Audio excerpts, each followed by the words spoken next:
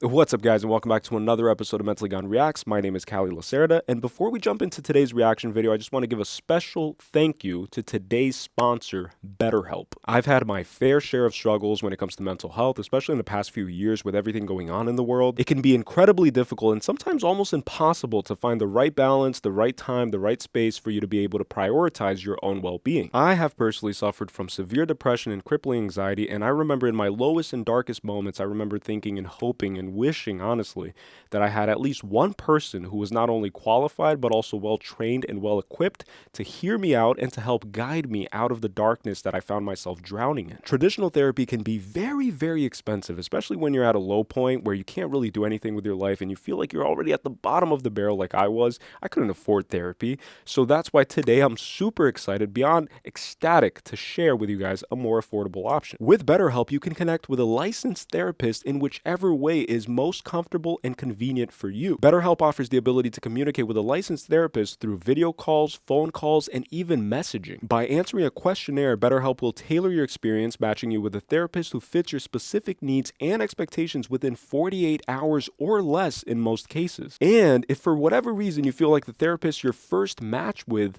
is not the right fit, you can easily switch to a new therapist at no additional cost. BetterHelp can match you to one of over 30,000 therapists in their network, which is a far wider range of professionals to choose from than can be found in your local area. And the best part is that BetterHelp is extremely flexible, allowing you to choose the dates and times for each therapy session that best fits your own busy schedule. People spend hours and hours in the gym every week and forget to give their mind the same kind of treatment and love. With over 4 million testimonials of people living a happier and healthier life after using BetterHelp, maybe it's something that could also benefit you. By clicking the link in the description or visiting betterhelp.com/mentallyGone, that's betterhelp.com/mentallyGone, you will be supporting the channel and receiving a special 10% off your first month of BetterHelp. So that's betterhelp.com/mentallyGone to begin your journey towards improving your life and prioritizing your mental health today. As you guys know, my personal motto is that it's never wrong to be mentally gone. But today I want to emphasize the fact that it's never wrong to seek help when you need it. Thank you for your patronage. Thank you!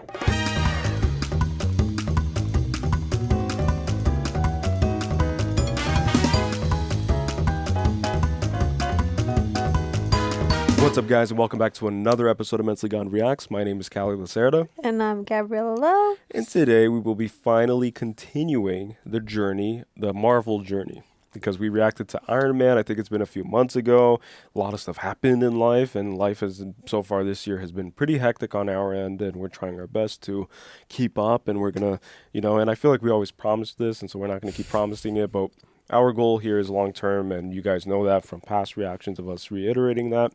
Long-term channel is hopefully forever, and we have plenty of time in our eyes to experience movies, and we also don't want to do the whole kind of like industrialization of content, of like just pumping out videos. Yeah, it's like to us it's more quality over quantity, and I also am the type of person who likes to kind of live life a little bit and then come back to a piece of art like films, for example, and then try to like interpret it through new things that maybe I've discovered or learned through reading material, through reading books. Like I always like to get philosophy books and try to grab something that interests me, and we go to Barnes and Noble a lot and we just like pick off books from the shelves and stuff. But my point is, life experiences, things that we assimilate, like new things and new pieces of information, we like to use that to kind of reinforce our inner framework so that we have like different things also to offer you guys. Otherwise, every other reaction video is just the same person reacting to the same, like having the same framework. Does that make sense? Hopefully that makes sense. I don't know if it does. But anyways, so this is The Incredible Hulk. I wrote down the year that it came out. It came out in 2008, which is the same year as Iron Man. Oh, shoot. I believe it was the same year as Iron Man. Yeah. And The Incredible Hulk. This movie, let me see, 2008. Where was I in 2008? I was way too young in 2008. I don't even know. But all I know is this. I used to have this friend when I was probably around 2003, 2004 maybe. I was pretty young. I was like I don't even know how old I was.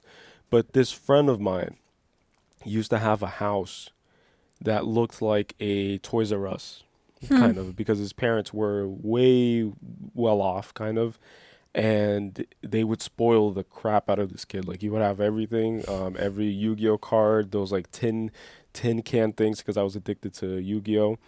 And he would have a lot of like toys that I've never seen before. And so he had those dueling disc things, which just blew my mind. I'm like, how, like, what? It's the same thing from the cartoons. And he had these big Hulk fists, Oh. kind of, that would make a noise when you like hit them together, or when you hit someone in the face, or something like that. And then it would make these like noises of like destruction and explosions. And I'll never forget that. And then we went to the same school together, and every Halloween, I think almost every Halloween, I would have to ask my mom about this to make sure, but I would dress up as a Power Ranger because I was addicted to Power Ranger. Like, that was my like thing as a child. It was that and Yu-Gi-Oh. And then this friend of mine would always dress up as a Marvel character. So he would dress up as Hulk a lot, and he did that for a few years consecutively.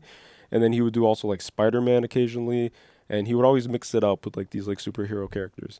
And so that's basically like the full extent. And then he had this PS2 game or the PS1 game, where it was like Hulk, and then you could like run, and then you could like leap into the air, and you would grab tanks and stuff. For its time, I think it was really advanced, because I remember looking at that game and being in awe. And I didn't even have a PS2 back then because my mom couldn't really afford it. So I would go to his house, and then I would just like try it out. Yeah, I was way too young in 2008, but You were 8 years old. yeah, I was like, and I didn't really like get into superhero stuff ever. I guess I always thought things were like nerdy, or not even that, but with like Lord of the Rings and stuff, it was something that I did think was like nerdy at the time, because it's like that's what everybody kind of like influences you to believe too. It's like your like group of friends and stuff aren't really into that, so then but anyways, to my point is that I've always like watched the same kind of stuff, and I don't really remember like watching movies too much like as a kid, and definitely not superhero ones. I think my parents were just very like Christian too. Yeah. Like very like religious, and I used to go to like Sunday school and stuff, and so I don't think they they really like promoted us watching that. Yeah.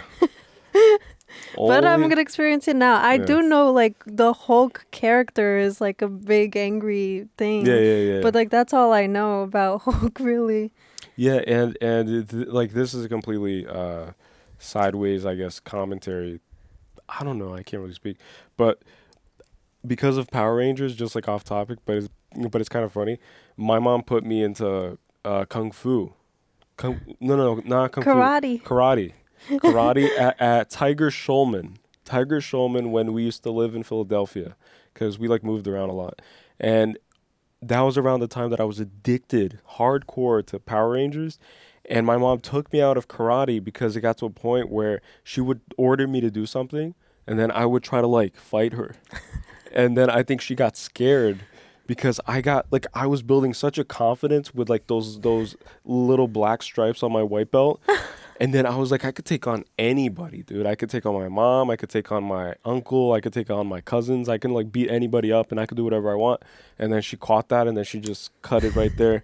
And then never again I did any like form of martial arts. But it was because of Power Rangers. Yeah. And so imagine if I was like addicted to like Marvel and like superheroes. If I went the comic book route, Yeah. I would be unstoppable, I think. You would be flying. I would have ruled the world by now, I think. Yeah.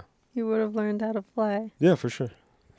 Anyways, that was a long little thing, but we just wanted to kind of like set the stage for every movie. We're always going to set the stage beforehand, and we're also going to obviously give a full review, a first impression, interpretation, or whatever you want to call it at the end, just us having a conversation about whatever we watch. And yeah, but then we always add the little sections for you guys to just skip ahead, so you guys don't have to hear us bore you to death. But that was about it. Are you ready then? I'm ready. I'm excited. All right. So I want to do this journey. Special thank you to everybody at Patreon. As you guys know, Patreon, you get early access to every single reaction. You get a full-length reaction as well. You do have to have your own copy of the film. So if you have it on one of the streaming services, if you own a physical copy, we offer the timestamp for you to be able to sync it up, and then it'll be almost as if you're watching it with your friends, with your buddies, and with us. You And know, I'm like pretty if sure you're watching with us. Oh, sorry. Oh, I'm pretty sure that this is on Disney, right? yeah. Oh, okay. Because I I don't know Marvel and Disney. That's Oh, on- yeah. Yeah. I started reading, what's the name of the old CEO of Disney?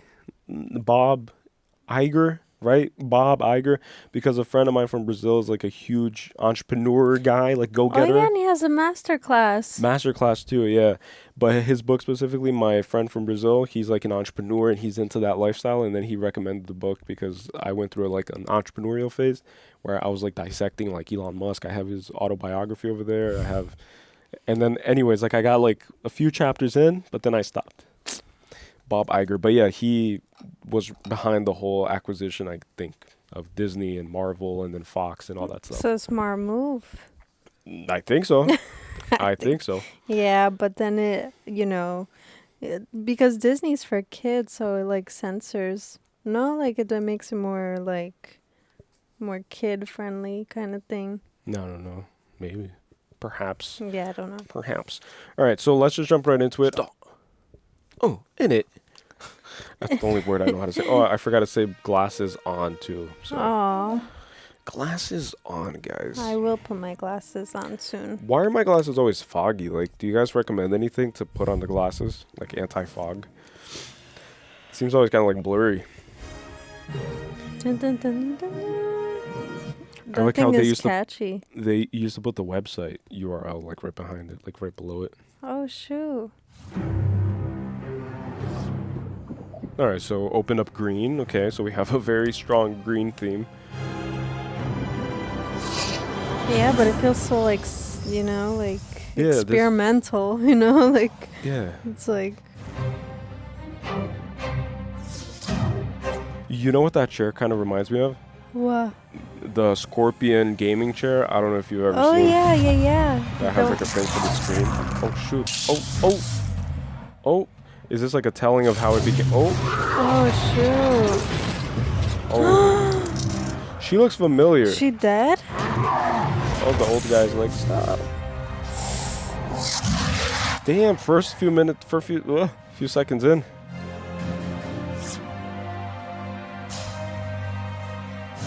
That's the girl from the Oh my god, movie from we Lord of just the watched. Rings. Yeah. She's Eowyn. Eowyn. Oh my god, that's crazy. That's where I was like, where is her face from? Yeah, I couldn't get like a still frame of her. She's Eowyn. Erwin, right? The R with the R. That's what you're equivalent. No, Arwen. A-R. Heroin. Yeah, I was saying the other girl's name. It's so See, confusing. I always confuse it too. Yeah. Heroin. Green Sasquatch. Okay, so the experiment went wrong, and now they're Stark Industries. Look. What? Are we gonna see Iron Man in this? Manhunt continues.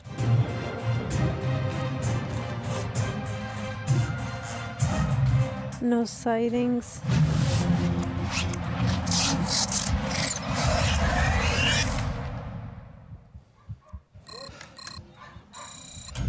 Oh, 158 days. Nice. Oh. Is this Brazil? That's crazy. That's actually wild. I think it's the first movie we've seen where they take us directly to Brazil, right? And this is filmed there? It seems that way, yeah. That's crazy. Rocinha. I've never been to a favela because I'm from Goiás, which is like the center of Brazil. And I've always wanted, but I have been to Rio, but not to like this area, obviously, which is very dangerous, they say, but very beautiful and culturally rich, which I want to experience one day.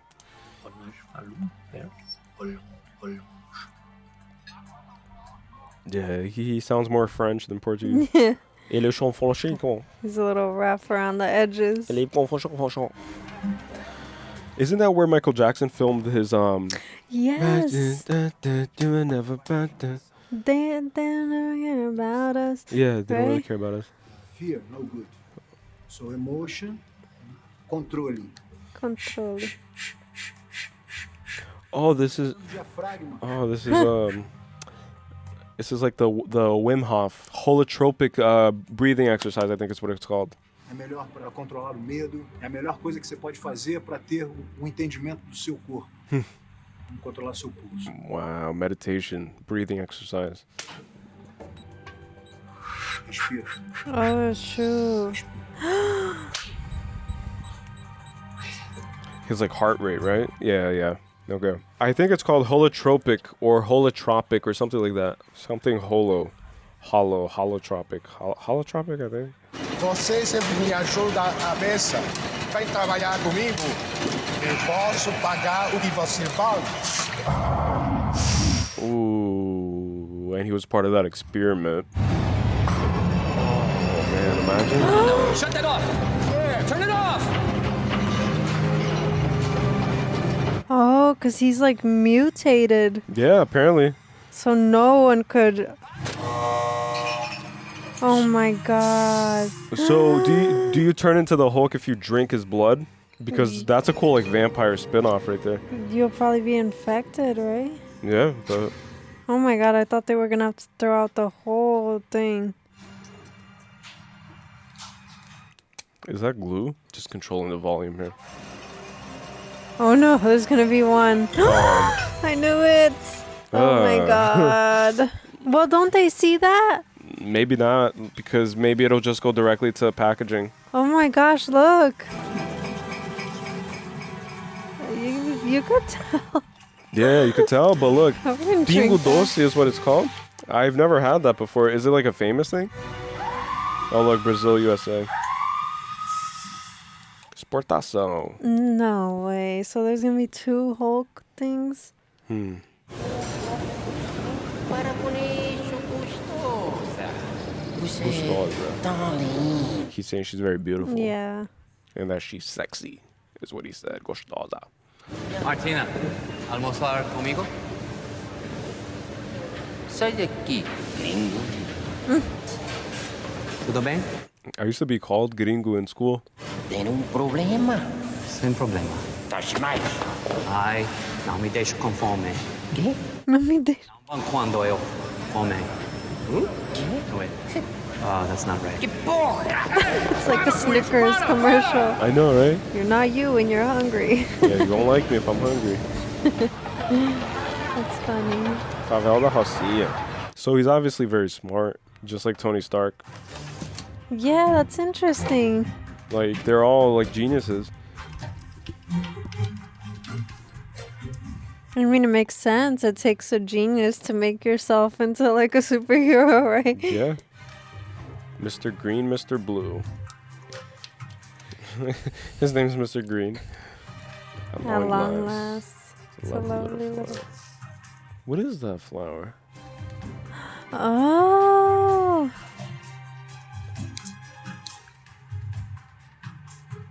A flower. Maybe he's trying to like recreate.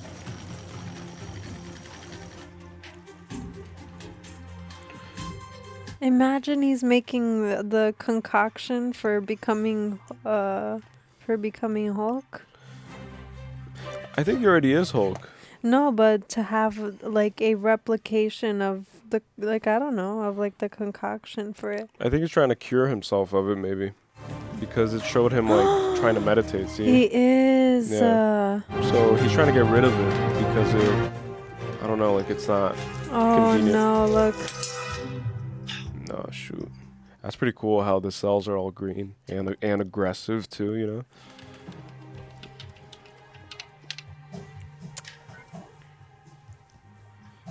The whole thing. Wow. What plant is that? Like what flower is that?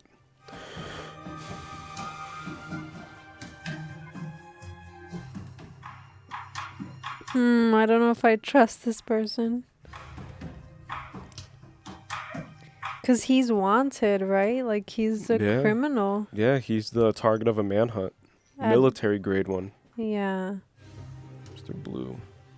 New York City, it says. But if he gives his blood sample, then can't they trace his DNA? Like, that's what I'm thinking. Because he's going off of an alias, so it's just Mr. Green. They're not checking every single package, you know? Something a bit more I interesting. don't know. It's possible gamma sickness. Milwaukee. Look, Yeah, Stanley. Drink one of those Guarana sodas. Guess it had a little more kick than he was looking for. What?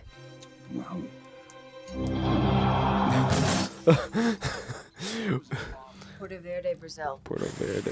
Oh, they're gonna track White him. man at that bottling plant. Tell them no contact. If he even sees them, he's gone. Porto Verde. Everglades. Wow. They're gonna track him. So, question, does Stan Lee appear in every single Marvel movie? Because we've seen him in Iron Man. We've seen him in Spider-Man. Yeah, Miles Morales. Yeah. Your target is a fugitive from the U.S. government. In the deaths of 2 scientists, a military officer, an Idaho State trooper, and possibly 2 Canadian hunters, so don't wait to see if he's a fighter. Trank him and bring him back. Accidental deaths. Yeah. I'm sure you don't want to kill them. It's not his fault, right? Your blood cells show significant gamma reduction. Ooh. See, it's cure that he wants. Wow. But he's gonna have to go there. It's a trap.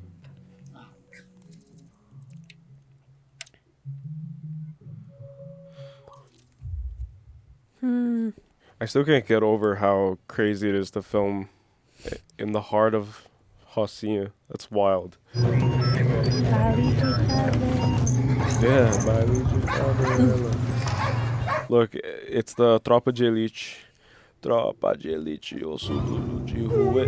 Pega pega geral. Também vai pegar você. Oh no. That's a movie that you should watch. Which one?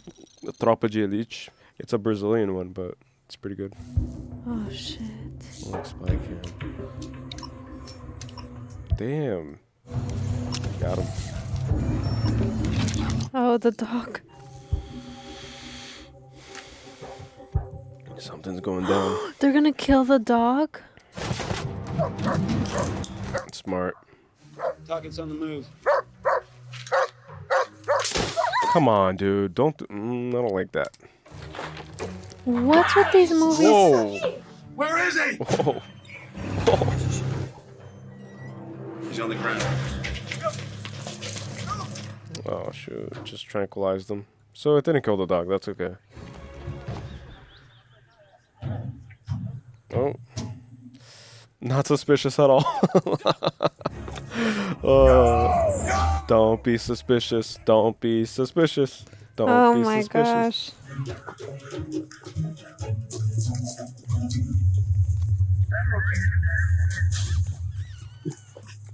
Comment below if you or anyone you know lives in the Hacienda or in any favela from Brazil. I would be mind blown.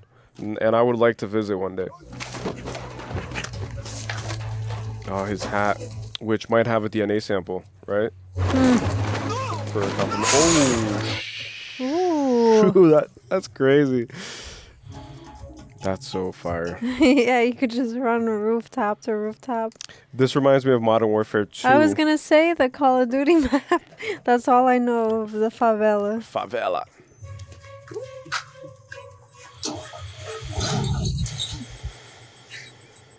Uh-oh, is that his heart monitor? Mm-hmm. So he has to do the holotropic breathing. Oh, like, how do you manage your stress in this situation? Oh no, it's the guy. Oh.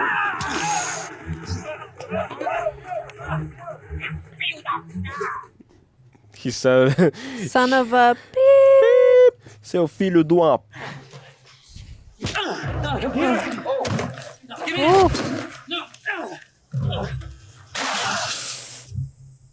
Oh no, This is kind of reminding me of that Shawshank Redemption scene. Yeah, they're not gonna like him when he's hungry. Eu, raiva, muito ruim.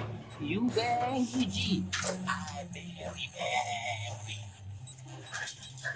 Oh shoot, oh shoot. You don't understand. Something really bad is about to happen here. Oh shoot.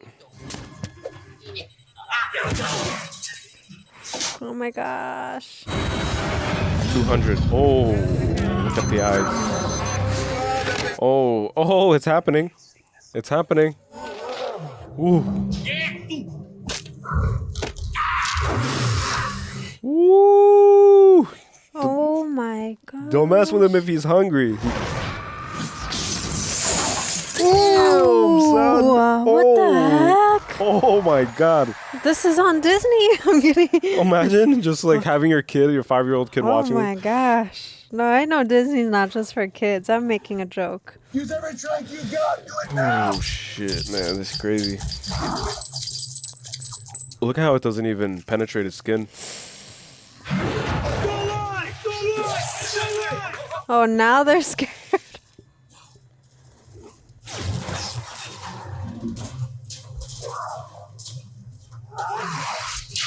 Damn, he kills people then, right? Because he definitely killed that guy. Oh, I was like, yeah, he does.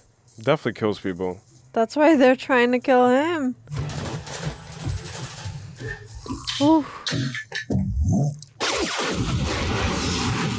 What was that?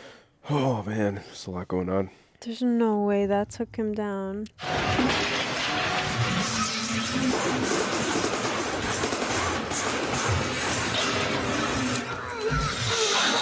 Damn, dude. Ooh.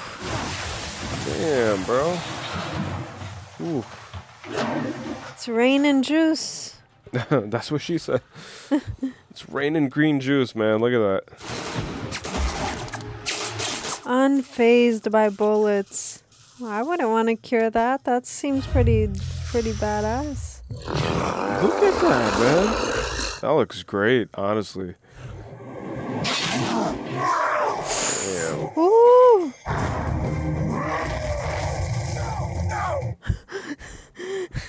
What else are you gonna do?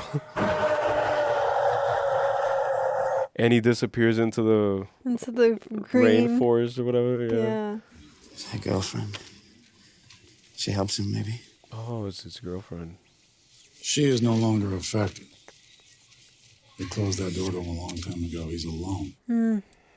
And he was not alone, sir. Something big hit us. It threw a forklift truck like it was a softball. Oh yeah, they don't know. They think it's just like a.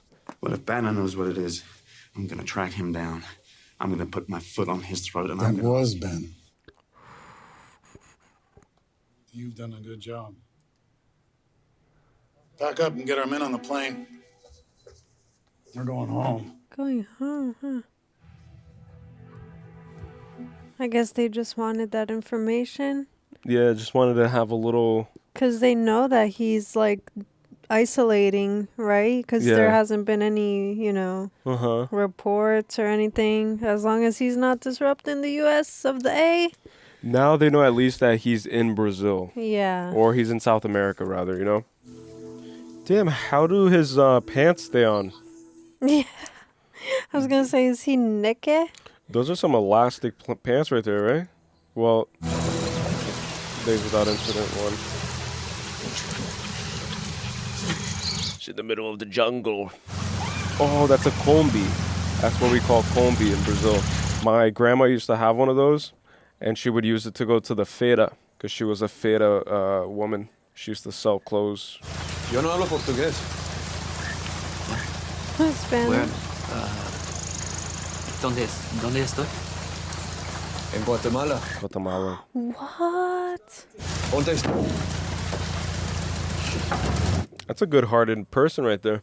Yeah, no questions asked. It's like, of course. You should be looking for a team that's prepped and ready to fight, because if that thing shows up again, you're gonna have a lot of professional tough guys pissing in their pants. Sir. Guatemala. He seems unafraid. Yeah, he seems curious, right? Like he wants to. It's kind of like the whole Moby Dick story. You know, it's like you see this monstrous phenomenon, Yeah. and then you want to capture it or you want to investigate it. He keeps something about that woman, right? Yeah, and the other guy implied that it's his like girlfriend, so it's probably like a love interest. And she was in the lab. He was so sure of what he was on to that he tested it on himself. Oh shoot. Something went very wrong. Yeah, no shit. Or it went very right. Man. Yeah, if I could take what I know now, put it in the body I had 10 years ago, that would be someone I wouldn't want to fight. I could probably arrange something like that. What? Wait, I don't. All right, I'm gonna write this down. Because it's just, or actually, I'm gonna say it's like they lost the first one and now they want to make another one, another headache. Because he's volunteering himself to be a part of the program where they create a biological weapon. Yeah. Which is what he is. Like he's technically a biological weapon. Right. It's like he's Isn't that like bulletproof? Literally, like. you're trying to tame one and you're gonna be like, hey, you want to be that too? Come on. Yeah. Because they think that they'll have it under control now, right? Which is what, oh God, our government does that for everything, huh? I know. It's like the first round of thing is a mess, and then... And they're like, no, we promise the second round is good. We promise. Got our best people working on it. It's going to be huge. Look, green car. A lot of green. What year is this? 2008. No. Oh, I don't know, dude. What the heck? Oh, gosh. Maybe it's 2008. Why is it so crazy? Maybe. I don't know. It just looks so much more like... Oh, look, biological son. Wait, he's where? He's in the U.S.? Yes, he said he was going to go back home. I forgot. Oh, no. Oh, don't tell me that her love interest is... Oh, I thought it was the guy. Imagine. Oh, God. I would have thrown up. She's with somebody? Yeah, he's a head shrink. They say he's one of the best. Bruce, what can they do to help you? Bruce, what, Banner, they said? Mm-hmm. Hey, pal, get delivery. Yeah. I don't think there's anybody up here. Oh, man. I'm going to catch hell if I don't. He's a bodybuilder. This guy? Yes. I forget his name. Oh, my God. All of the gym heads are going to hate me. Something Lou Ferenzo. Comment below who this guy is. You are the man. God bless you, brother. He was known as the real life Hulk because he was so jacked. Look at his He arms. looks familiar. He's a bodybuilder, and the only reason I know that is because I was gonna open a gym prior to the whole 2020 thing that happened all around the world. But I forget his name. Wait, how did he get access to the guy? Oh. That guy's from a show that I watched called Silicon Valley. I got into a few first episodes of it back years behind. I'm pretty sure he was in that show. It's about startups, which ties into my entrepreneurial phase and stuff. I was trying to build an app at one point. EncryptNet. Oh, he's going to the dark web. Mr. Blue, help me.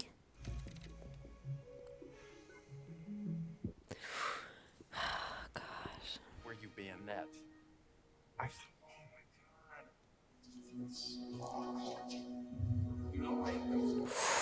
Ooh, imagine that. It's like she saw a ghost. Yeah, Look at from her that. past, literally. I think it's because she might communicate with the army people. He doesn't know if he could trust her yet.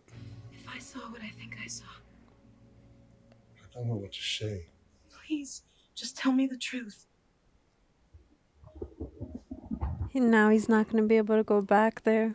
Yeah, and also maybe he's scared of hurting her again. Because that's the whole thing. Yeah. Oh. No way. Oh, I thought they were going to kiss right off the bat. Almost. In the rain. It's like such a trope. I know, it's always like kissing in the rain, right? It's our data. Oh. I got in there before they carted it all away. Oh, it's on the USB. Does the general know that you have this? No, I don't think so. I haven't spoken to him in a couple of years.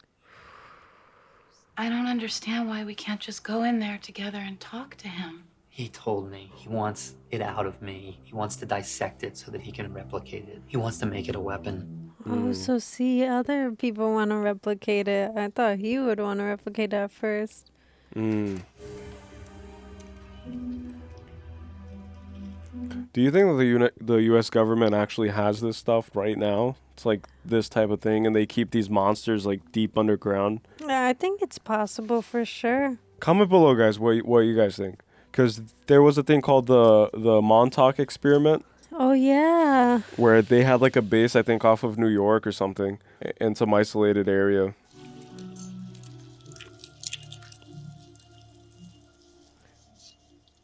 That looks blue, right? Yeah, blue, Mr. Blue, Mr. Oh, Green. no, I'm having a bad feeling. Imagine Mr. Blue is the general. Yeah, is the other guy. Yeah. Oh, God. That's what I was going to say. Got two separate infusions. One into the deep muscle, one into the bone marrow centers. Oh, my gosh. I don't like needles, man. I don't know what it is about needles. I don't like it. I can never be a doctor. Oh my god, in the spine? Oh my god. I have to stand up straight. Oh my gosh. Ooh, like I literally feel it in my spine. Is that weird? And I used to want to be a veterinarian. I used to want to be a doctor. but I'm squeamish at the sign of any blood. I'm so squeamish when it comes to the human body. I haven't psychoanalyzed myself yet as to why. Look at me. Look at me. You have to go far away from me as you can. Don't argue with me. Just go. Go! What the heck? That's crazy. How did they find him? Damn, he's running. Oh, shoot. It's probably the serum, right? He has like superpowers. Look alive. This could get interesting. Let's see how interesting it gets. Because so far we've only seen him in like a low lit environment. We haven't gotten like a real good glance at the Hulk yet. Ooh, what is he gonna do? Ooh. Oh God, that's commitment. For a second, I thought he was gonna shove it somewhere else. Me too. For a quick second. I was gonna say that maybe that's not as painful as like transforming, you know? So to him, it's like, Dad. That's why she said, let's go talk to him. Oh, shoot. Dad, please don't do this. You can't see this clearly. Now get it. Huh. Rocket is in the overpass. We have a visual. Do not engage. Repeat, do not engage. Oh, they're gonna lock him there. Oh, they're gonna gas him out. He could break the glass, no? Maybe not in that form. Damn, bro. Ooh. Oh, no.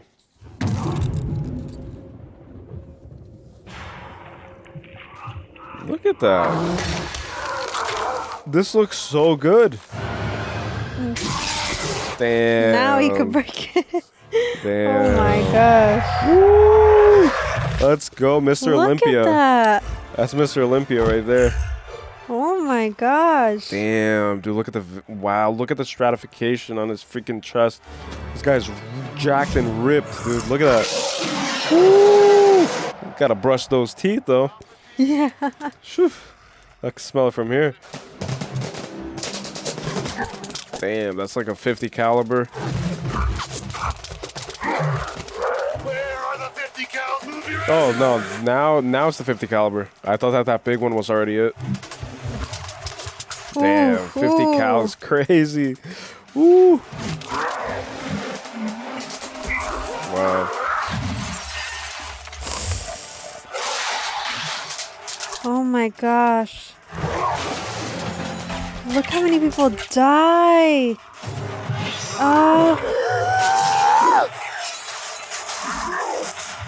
Wow. Wow. Damn. What? Even back then, Yeah. with a flip phone. World Star. Yeah, World Star. Oh, he's up. Cover me. Grenade launcher. Oh my gosh. Remember me? Damn, this guy is like a superhero now. Yeah. Woo, that was sick. That was nice. That was nice. Oh my gosh. He's fast on his feet. Moving toward the cannons. Oh my god, what is that? Cannons? Oh my gosh. I've never seen that, like that type of weaponry. It's like huge. Oh, sound wave. So it's like a frequency weapon. Oh shoot, I didn't know. I thought it was like those missiles, you know, those like. Yeah, I thought it was a big ass missile too.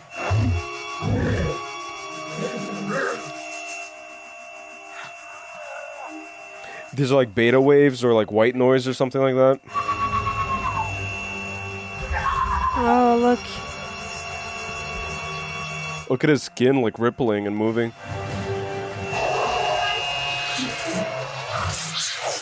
Damn, wow, dude.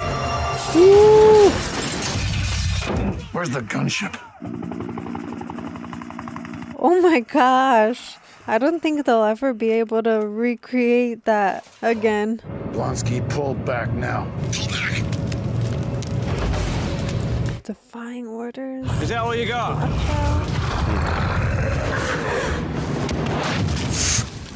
Oh, he killed him? Okay. Pull back! Pull back! Let's go! I like how much emotion the general shows. He's seen so many people get killed.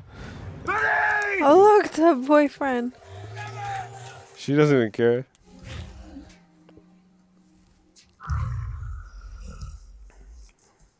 You think he recognizes people like while he's in the state?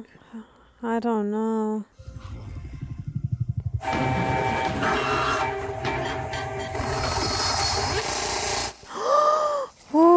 Dude, she's right there. The general's daughter. Stop firing. Look, he's like yelling. Oh my god. Oh my god. Wow. He's gonna see that he saved her life, right? The effects look phenomenal. I think it might be the best CGI we've seen so far on the channel. To do something like this? You did the right thing calling. I know she'll help him if she can. And she's aiding a fugitive. And I can't help either one of them. Damn. It's his own daughter. It's your own daughter, dude. That is ruthless. Snap out of it. So a lot of resorting back to nature, right? So it's like a tying back and forth. Yeah. Huh. Interesting.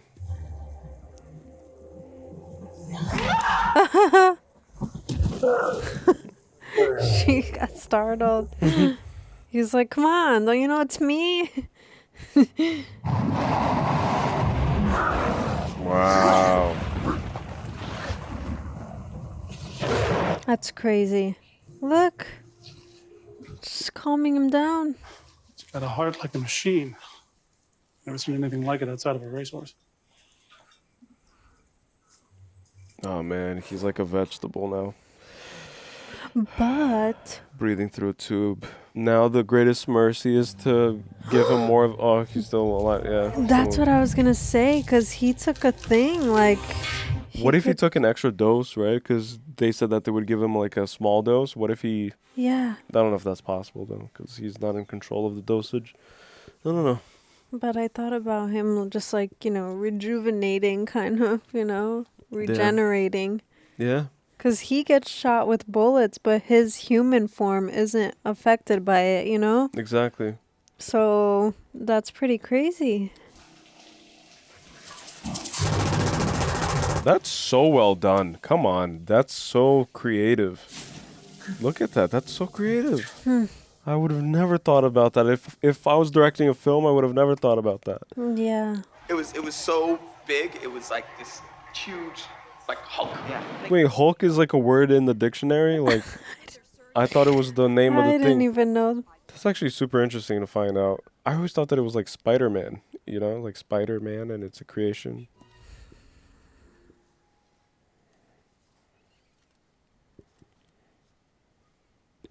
Oh.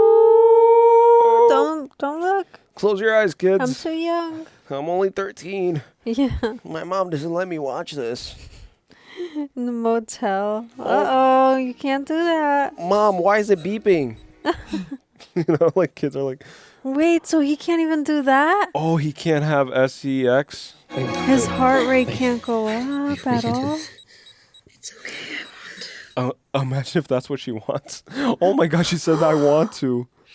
She wants the Hulk. Damn, bro. I can't get too excited. Not even a little excited. Imagine.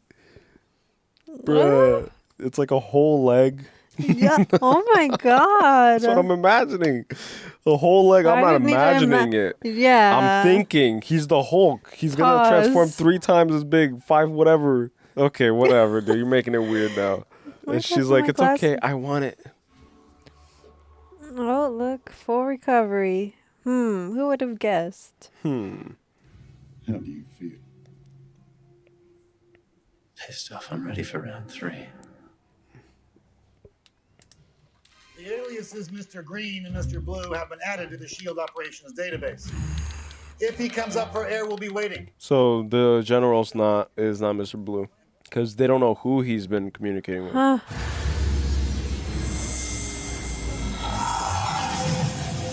It's pretty loud. Yeah. Look, this is showing people back in 2008 how the internet works. Yeah. This is the internet. Ooh, they found a match. Uh-oh. Said right? Look. Yeah, match found.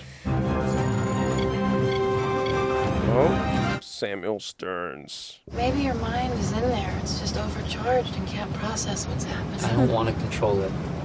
I want to get rid of it.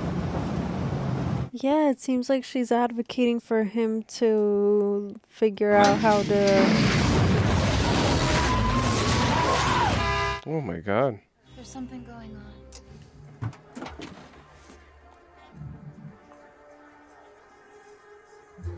Oh, it's not... Checkpoint. Yeah, road work ahead might... They're like one step ahead. They're going to try to go by boat. But what else do they have to trade in for? They have his watch. His like $20 watch. New York. Oh yeah. Oh my gosh. I've been to New York a few times and this is exactly how it is. Female rage. I know a few techniques could help you manage that anger very effectively. She's worse than Hulk. Just Yeah, like he has to manage any anger probably. So like imagine. Imagine a girl like PMSing or something. Dr. Ross. I have someone who'd like to meet you. Okay. It's Mr. Blue, isn't it? And he's wearing blue. If we induce me and it fails, this will be very dangerous for you. I've always been more curious than cautious. Are we gonna do this? All right. I trust him. I don't know yet.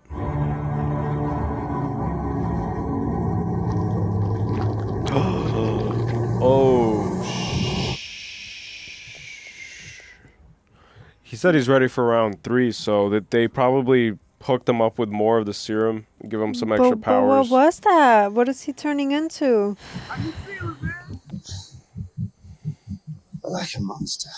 Yeah, he's not looking too good, Mr. Krabs. He's looking pale. The dialysis machine will mix the antidote with your blood, so the antidote will only take hold once we've achieved a full reaction. We set to pop? Oof. It's like Frankenstein, right? The creation of Frankenstein? Or no, it's Frankenstein's monster, sorry.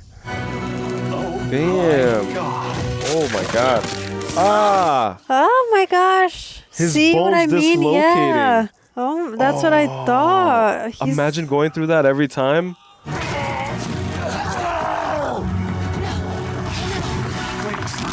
Look at the veins. Oh no, he took too long. Please look at my eyes. You've got to be.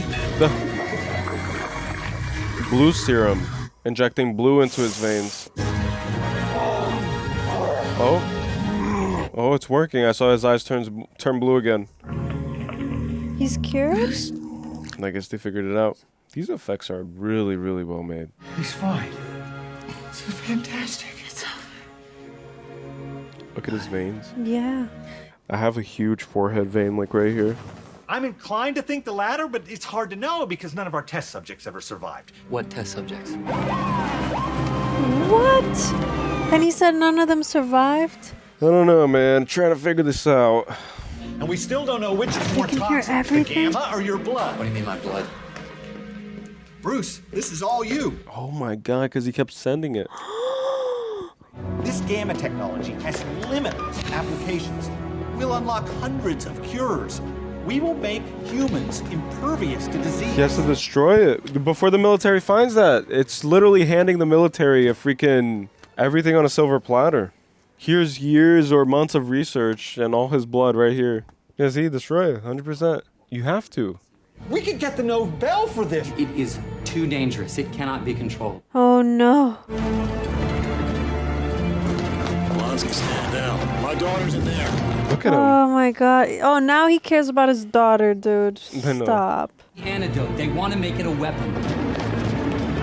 And if we let it go, we will never get it back. But you're being a little paranoid, don't you think? Ooh. Paranoid? Paranoid. Paranoid. Burn everything down, dude. Get out. Oh my god. Look at his face. It's all white. You saw? Yeah. Ooh. What is it? Show him to me. He's not gonna turn now. He just threw the general's daughter. Like, does he get penalized for that? I will never forgive what you've done to him. You made him a fugitive. To cover your failures. Don't ever speak to me as your daughter again. It's only because you're my daughter that you're not in handcuffs, too. Whoa, that's actually true too, though. She's harboring a fugitive. Yeah, I've sorted out a few pieces, but it's not like I can put together Which the is same. what I was gonna say. Like, she's walking away clean. The goal is to do it better. So Banner's the only. Damn, you can't hit a woman like that. You look like you've got a little something in you already, don't you? I want more. He wants more? I have. And it's beautiful. No. Oh my god. The mixture could be an abomination. I didn't say I was unwilling. I just need informed consent. All for the love of science, right? Yeah.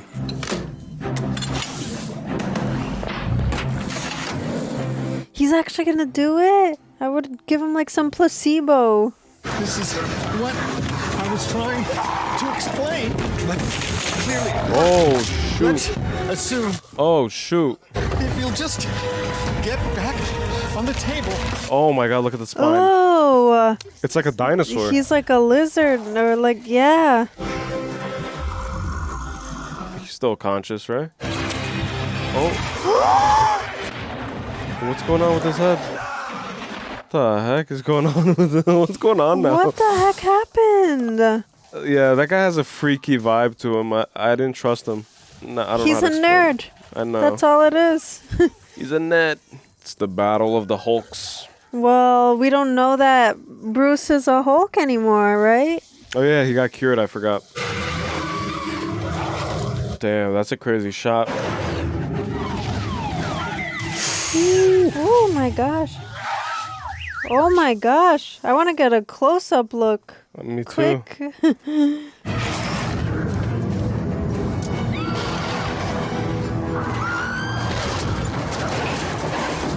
Wow. Oh my gosh. Wow, that looks insane. Ooh. bunch of people dying. Yeah, that general needs to get locked up. That's all I know. I know, right? Wow, caught in midair. Ooh, and oh my god, that's so scary. Oh my gosh. Oh man, I would honestly jump into that fire right there. If I saw this thing coming at me, I'd be like, it's okay, I'll do it. I would freaking run.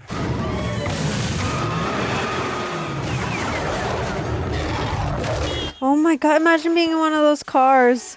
Like you're just stuck in traffic and then this happens. It's like, hey, why you? Come on, I gotta go home to work. Yeah. Give me a real fight. Wow. Open the back door.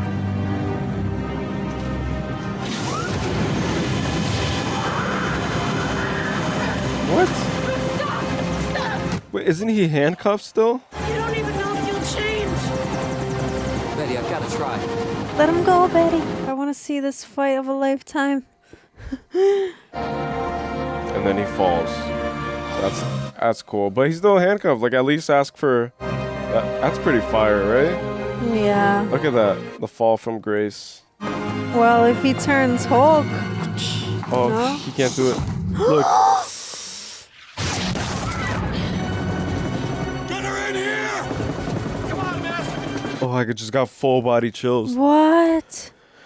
Now what? I mean, maybe last second. There we go. Okay. Yeah, I was like, that's a pretty big crack. Oh, shoot. Talk about making an entrance, right? Player 2 has entered the chat. Hulk. And now, weighing 1,000 billion pounds. Yeah. Look at that. Ooh, look at that. Yo, that's so sick. People are like, there's two. Oh my god. Ooh. Imagine living in one of these apartments and seeing Hulk flying like that. Get it? Because Yeah. it's CGI, it's not real. Yeah.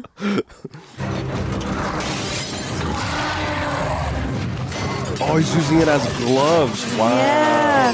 He was doing that with the other things too, remember? Right, with the shields, right? Damn. Wow, this is incredible. All you hear is a scream. Ah!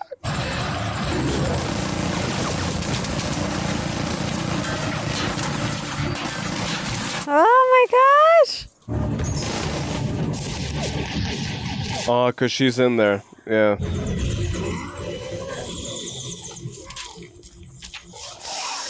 Oh.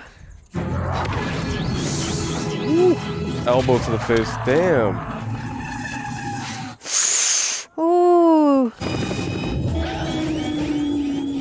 Mayday, mayday. Going down, we're going down. Oh no, no, no. Oh no.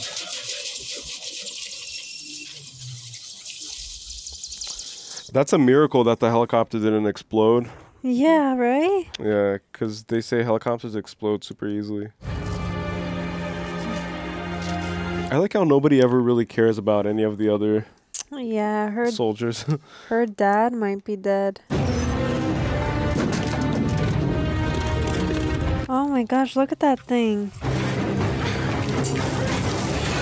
Oh, look, it's the fuel tank, see?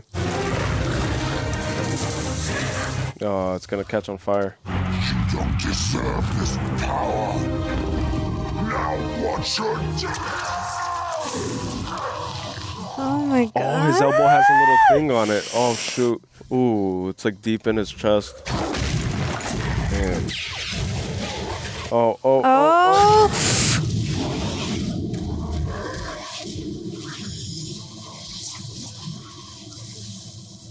No way. Did he just put out the fire with a clap? I mean, it's possible.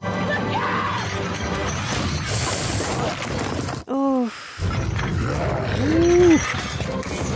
Yeah, this other one is crazy strong.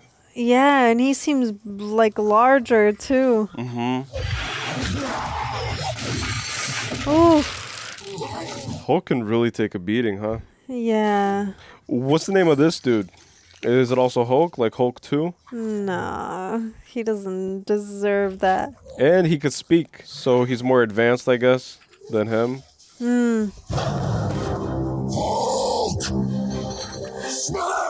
Oh, there you go. There's the iconic thing, right? Hulk smash.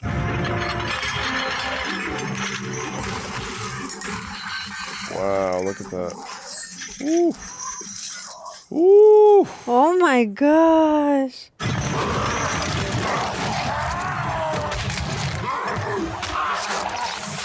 Oh my god. Oh!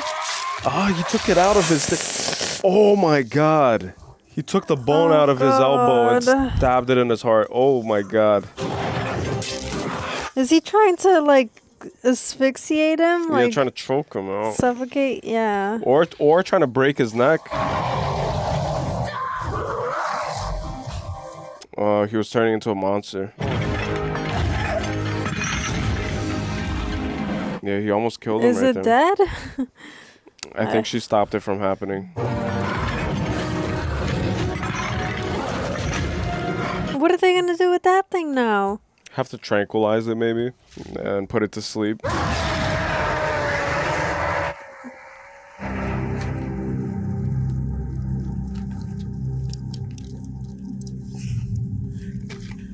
A war cry.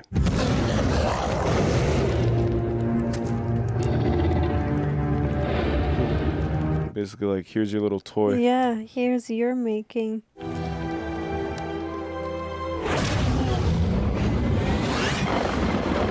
They're still chasing him? Why doesn't the general just radio in and say, yo, chill? He's a good guy. Because there's no such thing, you know, as a good guy who looks like that and does that. Yeah. Who's like killed, and that's what they think, at least, you know. Damn, that's crazy. Statue of Oh, Liberty. so he'll just have to hide the rest of his life or get it under wraps. He could grow a mustache, maybe. Just take on a different name. Aww. British Columbia? The only place he's safe is in nature. Isn't that interesting? Mm-hmm. Whenever he goes near any form of development or advancement, he gets hunted. And he destroys. Yeah, it's destructive. He hurts people and stuff. Oh, he grew a beard? Oh, she got it back? Or he got it back?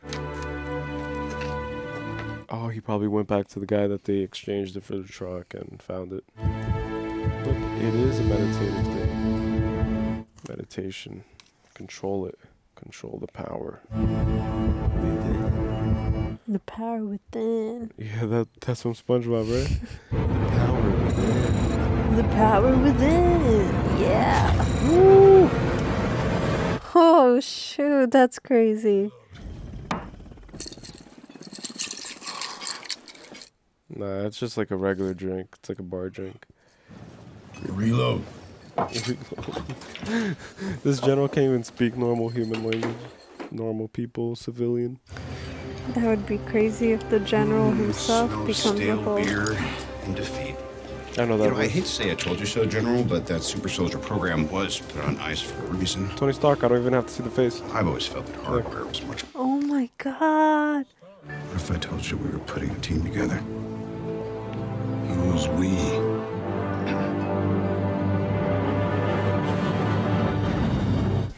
What? And the next one that we have to watch is Iron Man 2, right? On the list of command. You think we'll see Hulk in that? That'd be cool, actually. I didn't even think we would see Tony Stark in this. Warrior dude wants more. Okay. Yeah, because at the beginning we saw Stark Industries. So but I didn't know we were going to see Tony Stark either. That was weird. And weren't they, didn't they come out the same year? Yeah, because I almost thought that for a second. It was like Stark Industries could be like his family, you know? Yeah. It doesn't have to be him specifically. That was something, right? That was something. I have a few things to say that I was very surprised to find in this movie. Like every other movie that we've watched, like there's always like deeper meanings that, again, there are comments that are like, bro, it's just a movie. Like not everything has deeper meaning. There was one comment that really stuck with me, not in any positive or negative way, just a very like neutral, just a very normal way, I guess. But it was like something about how we remind them of psychology students, where we try to find deeper meaning in everything. And the funny thing about that is that at least I don't try. Yeah. And I don't say that in like a snobby, cocky way. It's like, yeah, like I don't even try. It's like, it's not even that. It's just like, I genuinely don't try. It's instinctive. It's intuitive almost. It's like, to me, it's as simple as 1 + 1. It's like, oh, that's a thing. And then this is what, because of what I told you guys at the beginning of the video, it's like, I read a lot of different types of genres of things. Like I read a lot of philosophy. I've been getting into a lot of religious studies recently. Been reading the Quran, been reading the Bible, been reading the Bhagavad Gita, been reading all of these things, right? And then it's just meshing all of these elements together. And then I begin seeing these things in every movie we watch, or almost every movie, because I feel like everything stems from these ancient scriptures, right? So all the stories would kind of stem from it, and they borrow elements from these texts. And so you can't help but see these elements in everything that we consume. Yeah. And so that's why, you know, like maybe that's why, I don't know. And there's, to me, there's a difference too, because well, at least when I think of psychology, it's like psychoanalyzing and trying to explain, right, like explanations and stuff. And then I guess like in the sense that we approach it, or I, if I speak for myself, is that it's just more like a intuitive, it's like a feeling thing, you know? It's just like from your own subjective, like you're saying, like things that you've kind of acquired over time through experience and through whatever it is.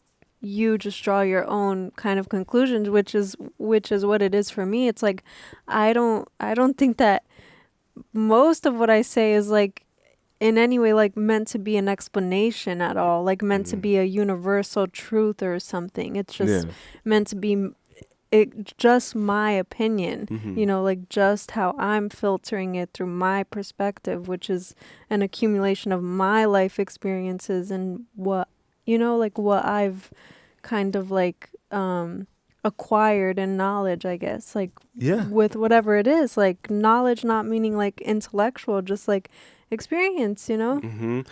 And what's mind-blowing to me is that there is such thing, like you're bound to find universal truths when you're kind of trying to seek the grander truths to this thing that we call existence, which is what I've been really kind of like focusing on recently. Like I've came to this point in my life where I've just really been trying to not discover and like figure out God, but try to really deepen my connection with the all and with everything that this life has to offer, you know? Like I've been really wrestling with this idea of my own mortality. It's like, what is this thing that we call existence? Like, what are movies?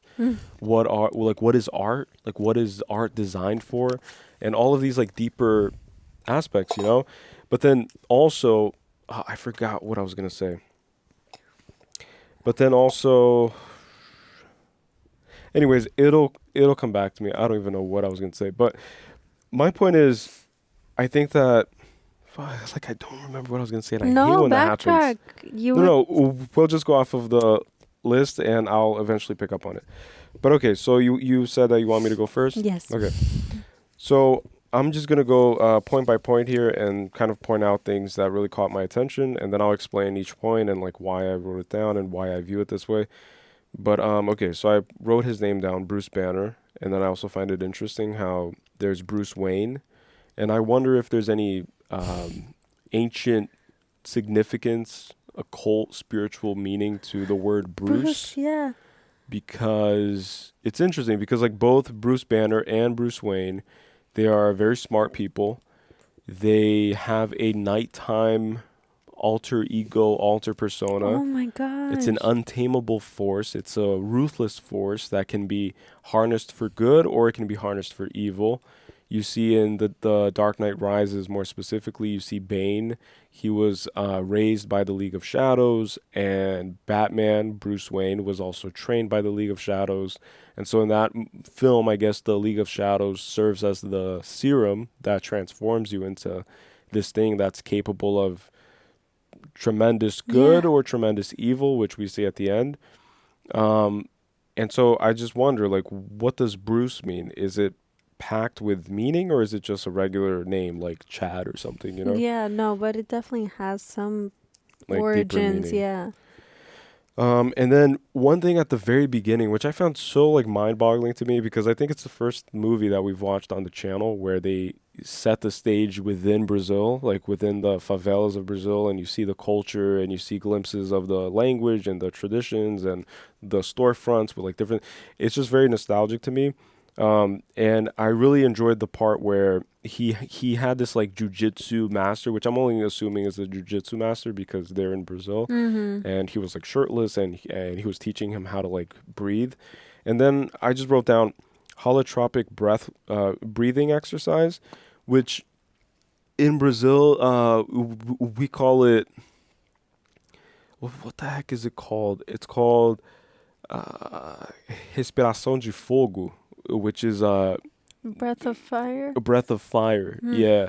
And it's this idea that you inhale rapidly through your nose and then you fill your body with oxygen, and then it kind of cleanses your blood by eliminating toxins. And later on in my life, recently, through my whole spiritual awakening and Kundalini awakening, I came to the realization that like breathing really helps you enter these altered states of consciousness, which is interesting because just like he was trying to explain to the love interest lady, I forgot her name. Betty. I think it's Betty. That's what I was hearing. Betty Ross, right? Yeah, so he was explaining to Betty Ross because she asked him, oh, like, what is it like? Like, could you describe it? And then he says it's just fragments of visions and just glimpses of what he experiences, and he doesn't remember much. And he described it as a form of hallucination. And so it's like an out-of-body experience. He does not sit in the chair that controls consciousness. Like, he's not consciously awake. It's like a trance. Something else takes over. Yeah, it's almost as if he's possessed by this anger that kind of just becomes whatever it becomes. And I'm gonna get more into that in a bit, but yeah, the holotropic breathing exercise, I believe that's what it's called. It's hollow something. So I just wrote tropic because I just thought like that sounds right, but I might be butchering it. But that's amazing. And I forgot which UFC fighter. I once saw this video on YouTube of him documenting his like day-to-day life, and he's also Brazilian. He's one of the Gracie brothers. I don't even know if he's like a UFC fighter. I think he's just like really good at jiu-jitsu. And he's one of the Gracies, and he was showcasing his daily routine, and he would go to the beach every day in the morning and just do that. Just like do like very intense diaphragm. It's called diaphragm, right? Diaphragm breathing, where it's just, and then you would see his whole stomach just like moving, and then he would be able to like make it kind of like do waves as well, and it's just like a lot of breath control. It's really impressive. Shoot. But that helps with like this altered state of meditation, consciousness, or whatever you want to call it.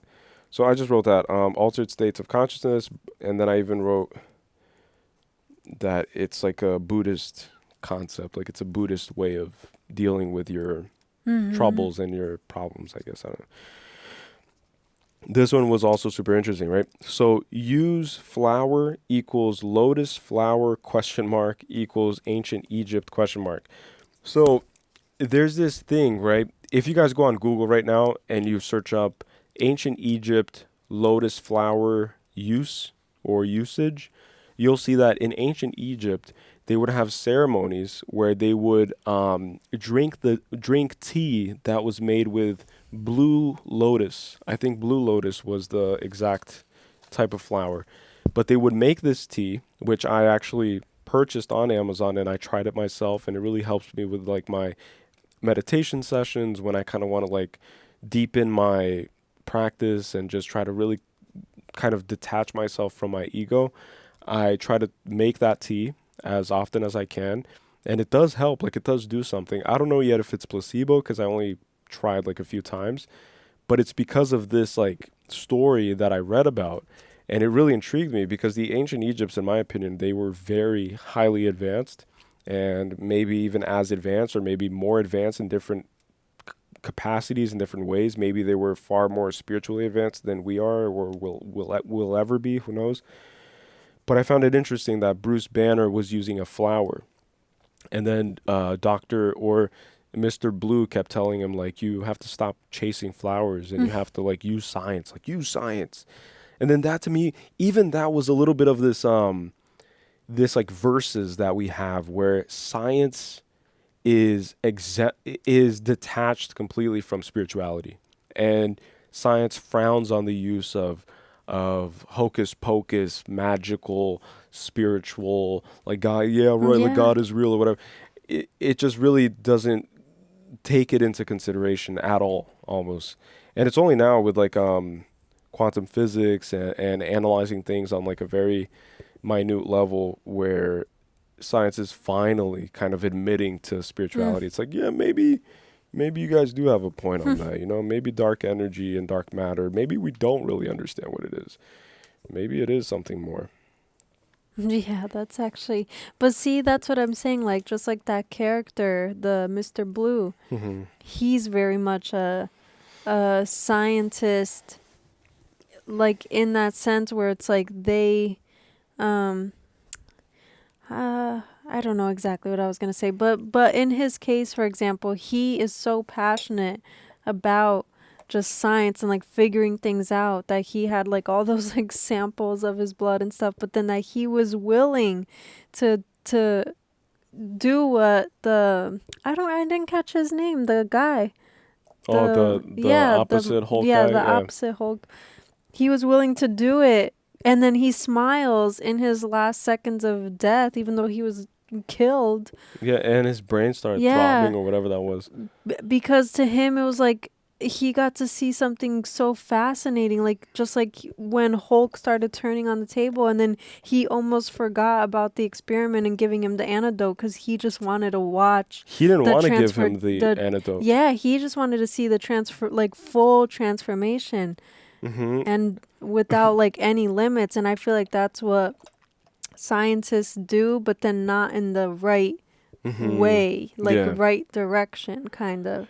And I also feel in some cases, yeah. And I also feel like we caught glimpses of like what really drives him as a scientist.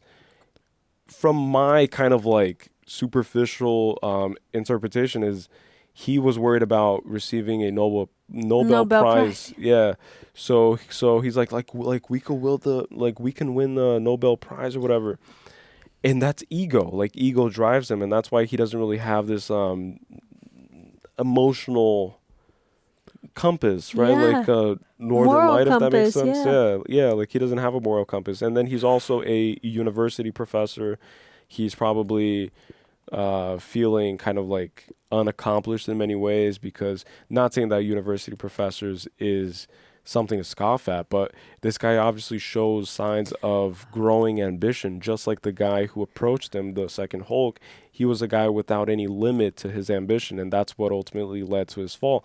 And in the Bible, and not just like bringing up the Bible because we mentioned it earlier about how all these stories kind of like stem from these greater and older pieces of work. In the Bible, it says that the pride always precedes the fall. Right? And so the opposite Hulk was very prideful. He wanted more. He got a taste of power, which kind of alludes to what we experienced with the Lord of the Rings, right? It's like Gollum, for example, and everybody who got a hold of the ring and put the ring on, or even just like held it for a little bit, they get a little glimpse of what that feels like, and then they're like, wow, like I want more, like I want the full power. Yeah. And then it's always like man trying to get to the level of God, essentially. Yeah. You know, approximate God, which they even said in their dialogue. They said that, oh, like it's godlike. It's like, I want that. I need that. Yeah. I need more. But yeah, so ego. So ego is what led the second Hulk to get created. Ego is what led the general to kind of just close off his emotional side, his spiritual side, and his emotional one was tied to his daughter. And he later realized that he made a mistake by completely losing himself in his work. And he loses his daughter because she says that she doesn't want anything to do with him anymore. And then at the end, he's found drinking, you know, probably very depressed and unsatisfied with his actions and his past. And then Tony Stark walks in, you know, and says he's forming a team. So I just found that interesting. Yeah, that's crazy. Forming a team, like, oh, that would be insane. Yeah. Okay. So So here's the thing, right, that I kind of wrote down, and I don't know if it's going to be a good comparison yet. Okay. So in high school in Brazil, we had this class where we were kind of reading these, how do I explain this? These classic novels that had to do a little bit with human psychology, kind of. It was in the class of sociology. I don't know if you guys have that in high schools here. I don't know. But sociology, we were reading these classic texts from other countries. And one of them was this, I think it's Scottish novella that was about this guy called Dr. Hold on, I have his name. Dr. Jekyll. I think it's Jekyll. Dr. Jekyll and Mr. Hyde, right? And this whole novel kind of emphasized this idea of duality, right? So it's this idea that this Dr. Jekyll, he takes some form of serum. It's been way too long. High school. Jekyll? Yeah, Jekyll and Hyde. You know the story? Yeah, vaguely, but yeah. It's like, so you guys did learn it in high school? No, I probably learned that. I had sociology in college. Oh, in college. Yeah. Oh, sure. Yeah, Jekyll. I think that sounds right. Yeah, Dr. Jekyll and Mr. Hyde. And so the whole idea in that story, which I don't remember very well, but I do remember that there was a process where he takes something and then he becomes this like monster, which is Mr. Hyde. And so the whole idea is that you have this duality and you have these emotions that take over you, like anger in this one, anger, stress, and resentment and frustration, and they take a hold of you and they transform you into a monster if these emotions are kept unchecked. Yeah. Kind of, you know. So I just found that really interesting. I don't know. No, that and to that point, it's like highlighting, right? Because Jekyll and Hyde are the same person. Yeah. And so Jekyll is like the upkept kind of, you know, put together man, and then Hyde is just like a monstrosity to humanity, kind of like in metaphorical terms. Which he keeps hidden. Yeah. And then his lawyer, I believe, or someone within his staff, because he was a very successful man, I think it was his lawyer kind of became suspicious of that and then thought that he had some form of cancer. And then it's interesting that they use in this novel, they use specifically cancer as representative of what society thinks it is. And it's far worse than that because it's unchecked emotions. It's your shadow self remaining unaccounted for. Yeah. And then it sneaks up on you in the middle of the night and takes control of your vessel and takes control of your body. And then Carl Jung would talk about how the more you resist your shadow self, which is what Bruce Banner was trying to do, and he said it a few times, he's like, I just want to get rid of it. I don't want it. You can't do that because it just empowers and emboldens your shadow side. And so whatever you resist the most presents itself the most in your life, I think. And the more you try to resist and ignore it, I believe, you know? Yeah, but ironically, it's like you're not ignoring it because all of his attention was on trying to repress this thing. Yeah. It's like, so there was no ignoring it. It's like all those years that he went into isolation, he was giving all of his attention and mind to trying to control this thing. You know what I'm saying? Yeah. So it's like, when you realize that the only true way to control it is it happens kind of naturally. But my point is that it'll happen kind of in its own course and in its own like way. Naturally. Which is what happened. Like he was able to turn himself into Hulk without any prompt of like anger that he had, you know, or that he would have before. And so like, I don't know. Yeah, and I'm also of the belief that going into hermit mode, which is what he was doing, like he was isolating himself and he was just being with himself and just practicing how to control and how to fully understand his own nature through his like practicing with like meditation and all these things. I can't speak, guys, it's pretty late. But by being a hermit and isolating yourself is the only way that you can know thyself. And by knowing thyself, you can decide if you are someone who you deem worthy of being loved. Yeah. And then if you can love yourself, then you ready yourself to be able to love someone else other than yourself, if that makes sense. Or to even love the world. And so most people, like, that applies even to relationships. It doesn't have to just be romantic, but like any interaction that you have with other human beings, if you're a person who hates yourself, then you're never going to be able to find love in anyone else because you can't find what you don't know or what you haven't experienced for yourself. Yeah.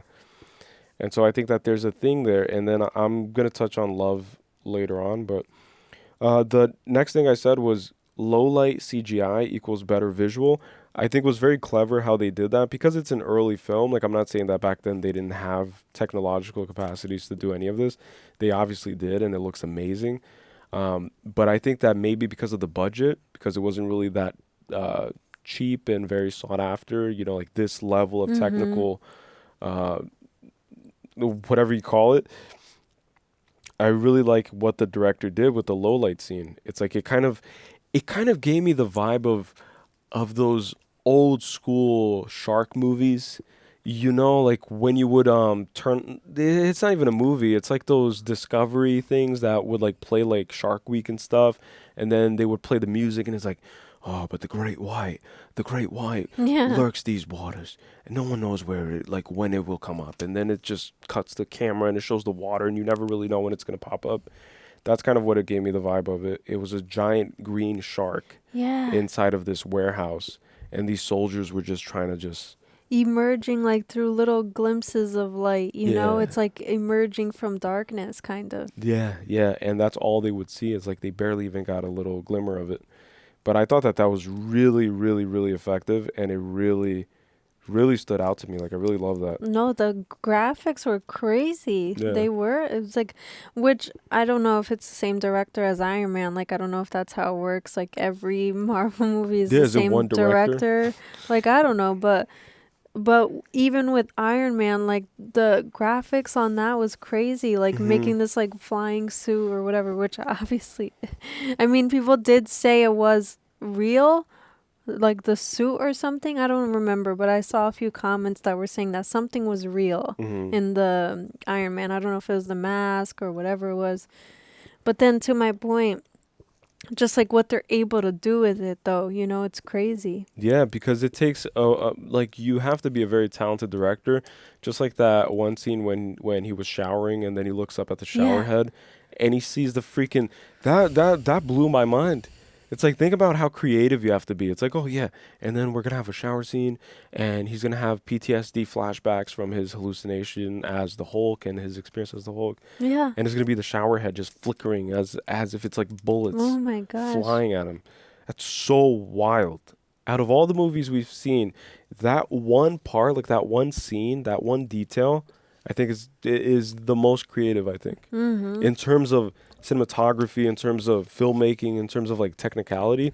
It's like to really tell the story of how traumatic he is. Even in the shower, he looks at the shower head and he thinks of helicopter guns gunning him down. That's so wild. Yeah. That's wild to me. Another thing, so speaking about Kundalini yoga and meditation and Eastern philosophy in general, I wrote chakra colors, so the chakras, right? You have the green chakra, which represents the heart, which to me was just immediate, like not immediately, but after I kind of understood that it was like more so anger that really created this monster, and that love, the love of Betty Ross was the only thing that could kind of tame this monster and tame this beast, which is a note that I made at the end. But love is the only thing that can tame the monstrosity that is contained within the man. Hulk is representative to me to be the heart chakra, right? So it's the heart chakra. So in meditation and in yoga, you have to clear the energetic pathways, right? So you clear this kind of like route that stems from your lower body all the way up to your crown chakra, which is purple, which I'll also get to in a bit. But it goes like, I think it's red, orange, yellow, green, blue, and then purple. I might be missing something. I might be kind of mixing it up. But Hulk to me represents literally the embodiment of the heart chakra when it's left uncontrolled, right? Because the heart is capable. And then also this, right? I think that hate and love are the same emotion, but simply contained and found on opposite positions of the same spectrum. But I think that this emotion that we feel, like when you hate someone, that hatred, secretly deep down, you want to be acknowledged by that someone, if possible, if you're lucky enough to be acknowledged by the person you hate, and your hatred is validated by that person, then that brings you some form of like sick joy, kind of. It's like, I freaking hate this guy. I freaking hate this, you almost whatever. love to hate them. People love to hate. Exactly. So that itself, like that statement right there is brilliant. It's like people love to hate each other. And so there's a love and there's like a passion there, but it's the same emotion. Hopefully that makes sense. But then I think that that's why Hulk is shown as this thing. It's like he's shown as this monster, but he also is capable of love, of tremendous love, of a love that involves sacrificing oneself to save another. It's like, think about that. Like he becomes the Hulk. He's the epitome of destruction, right? Or so society says, and views him that way, and kind of pushes him towards that point with the military kind of like surrounding him and just always like trying to beat him up and just get him and whatever.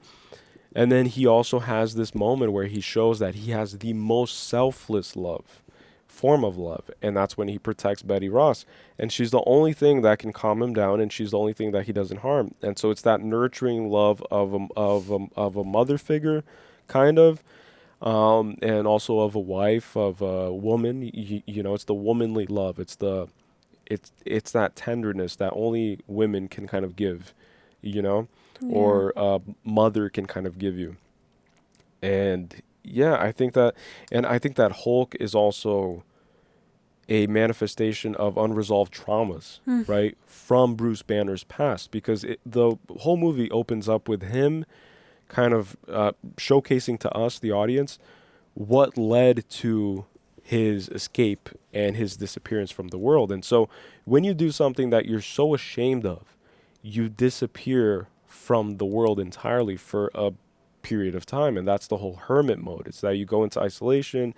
And then if you get like thinkers like Musashi, for example, who believe that the only way to achieve true love is through solitude. It's this idea that you have to love yourself fully, and it takes time. It takes real mastery of the self in order to understand the self, and then in order to manage it. But anyways, I think it's trauma. Like, I think it's a lot of unresolved trauma, and having the forgiveness and the unconditional love of the person that he loved the most, that he feared he had hurt the most, and that would never forgive him for what he did, showed unconditional love. And then that's what kind of just softened his whole resolve. Like, his whole resolve stopped being destruction, and it started being more about love.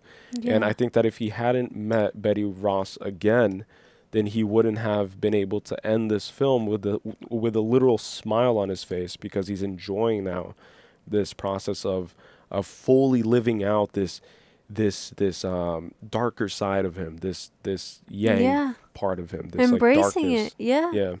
Embracing it fully, and not being scared of it, not being resentful of it. And ironically, it becomes less destructive the more that he embraces it. Yes. So it's kind of like what Jordan Peterson says, like we've heard him say multiple times about how we all have a monster within us, and that if you don't embrace that monster within, then you're just leaving it too like uncontrolled kind of, you know. You have to acknowledge that you have one, or else you just leave it like unattended, and then what comes as a result of that is like destruction, Chaos. but out of your hands, which is what was happening with him. It's like it was happening out of his hands. It's like even though it was the monster, it's like he had no control over it whatsoever. And so all the deaths that he caused, the destruction, it's like none of it was in his hands, like Right. Bruce Banner's It wasn't? hands. Oh. And so, but when you embrace and acknowledge the shadow or the monster within you, because we all have a dark side, because there is no such thing as complete good without complete bad. That we all neglect because we're all taught to be ashamed. Yes, of it. exactly, Yeah. exactly, or to suppress it. It's like, Yeah. oh, like these things that are, whatever. It's like I can't, instead of just like really learning to bring awareness to it so that you can just control it naturally, control it in the sense that now you're aware of it and now, like fully aware of it. So it's like a different thing than being unaware of it and leaving it unattended, because then it'll just manifest itself like out of your control, And out of it'll your hurt control. Yeah, other people around you. Exactly. Yeah. So it'll not only hurt yourself, but it'll hurt everybody around you. And out of your control, I mean that you, like, it is in your control because you are the one, like, enacting whatever it is that is your, like, shadow self. But it's out of your control in the sense that you're not fully conscious of it, which is what was happening with Bruce Banner. It's like he might have been in control, which is what he started to be able to do with the Hulk phase, but he wasn't fully conscious of what was happening in that phase. You get what I'm saying? And so that's what awakening is that you become fully conscious of everything that you are, or that you embody, kind of. Yeah, you have to shake hands with your inner demons, right? And you can't try to just cast them out. And I think that that's the biggest misconception. It's like we have both God and Satan within us. It's like that's the duality of man, and that's duality of everything. And that's why even in this movie, like, it shows that. It's like if you have a force like the Hulk, who is innately good, right, by all estimations, is innately good because it's capable of more love than it is of evil, and it wants more love than it wants evil. Because when it's conscious, it thinks about love, it thinks about good. And so when it's unconscious, like, its unconscious is still going to kind of remember these things that it consciously experienced. And that's why Betty Ross said that, like she said something like, I don't know, like, it seemed to remember me in the cave and stuff. And so that was a little nugget, super quick too, and you had to really pay attention to catch it. That was a little nugget to me saying, no, Bruce, this is you. You think it's not you, and by thinking it's something outside of you, other than you, you are missing the point, and you're not inching towards betterment or towards a full resolution. You'll never be able to control it the way that he wants to, or get rid of it, right? It's like you'll never be able, because you keep thinking that it's like a separate thing, like an outside of you thing. It's like, oh, that's not me. It's like you don't want to claim it, right? But when you claim it, it's like, okay, I claimed it. An enemy, like, you view it as an enemy. Yeah, and then you spend all of your life fighting against yourself, which is funny, right? Like, it's so ironic. But yeah, like, I think it's very, and then just like showcasing, right, how if there's a Hulk that is innately good, then you can definitely expect an opposite to exist in this world, because this world is comprised of opposites. It's the Hermetic law. It's polarity. It's the law of opposites, right? So if there's up, there's going to be down. If there's hot, there's going to be cold. There's always the opposite. But then we kind of forget that a lot of these things reside on the same spectrum, just in different positions. You know, it's the same thing, though. It's the same platform. Yeah, that's why you can move through hot and cold, and you can move through up and down. It's like, it's not like you jump between, you know, it's like there's a whole process. Like, it has to heat up, and it has to cool down, and it has to go through all the temperatures. Like, you can't go from 100 to 0 by simply just going. Like, even if it's super quick, it's going to go, but it's going to travel through all those steps and all those phases until it reaches it. But I found that really cool, how it's like a chakra thing To me, at least, like that's what the Yeah. Hulk kind of really reminds me of. And then he finds solace and he finds home in nature. It's like that's where he usually ends up in. And so there's something familiar to the Hulk about nature, or something soothing, like a waterfall, like flowing water, like trees, like leaves, like something, animals, birds chirping, something brings peace to his heart. And that's what kind of like helps him level out and helps him humanize himself, because we humanize ourselves when we're in nature. And that's why at the end, he's viewed in this little isolated cabin, meditating and enjoying the process. And then just like you said, like it shows glimpses of like what we can expect of him being conscious, fully conscious while in the Hulk stage. And then maybe he starts getting more articulate and he begins to speak better and he begins to speak as if he was conscious. And then it's like it's this learning phase where you have integrated these two aspects of yourself, or these multiple facets of yourself. And then you have done the whole process of, I think in alchemy, it's called negrito. And then there's whitening. And then there's like a third step where it's like a completion process. But it's essentially the individuation thing, you know, like you become an individual, a fully realized being. Yeah, kind yeah. of, yeah. I just put here, unresolved anger equals hurts those you love, just like we talked about. So it's unresolved anger. It hurts not only you, but it hurts everybody else around you, because when you have, what's the thing here? Fear and shame are the two driving forces that take you further and further away from love. I think that those are the repellents of love, right? It's like if you have shame and you have fear, then you can't love fully. Like you'll never be able to love fully. And that's why even in Buddhist traditions, like it teaches you, have no fear. It's like just really understand that you are part of everything, that you are part of the universe. And the ultimate goal is to relinquish fear of everything, even death itself. And that's what the Stoics would kind of practice. Like a lot of them would devote their lives to coping with the idea of death, and not only coping with it, but embracing it. And then it's the whole thing of like memento mori, and you would carry like a coin or some form of sigil or some form of thing that would remind you that, oh, like you too shall die, essentially, you know, but then view it as like a transitioning from one phase to another. And I've been getting really into touch with my ancestral roots.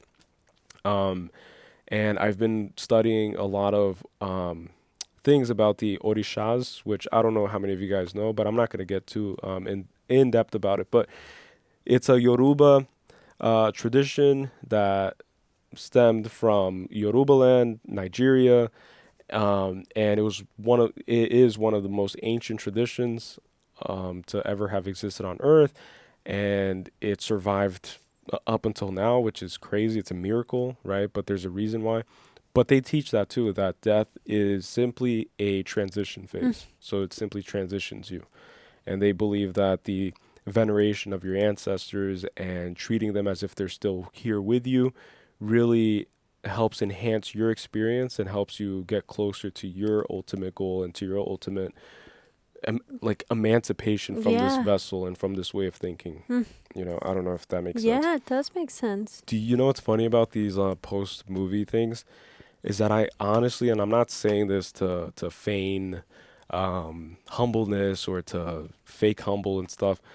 I'm saying this genuinely. It's like, as I'm speaking, like I honestly, in my head, and this might be like a little thing that maybe other creatives out there like also relate to. Every part of me is like, I want to delete everything I just said because I don't feel like any of it makes sense. And it's that like, it's weird. Imposter syndrome. It's imposter syndrome, yeah. And I think it's all the comments on YouTube, especially with like everything that we've experienced on this channel. Like it's a fresh channel, but I feel like we've gone through years worth of just drama and just all of this crazy stuff.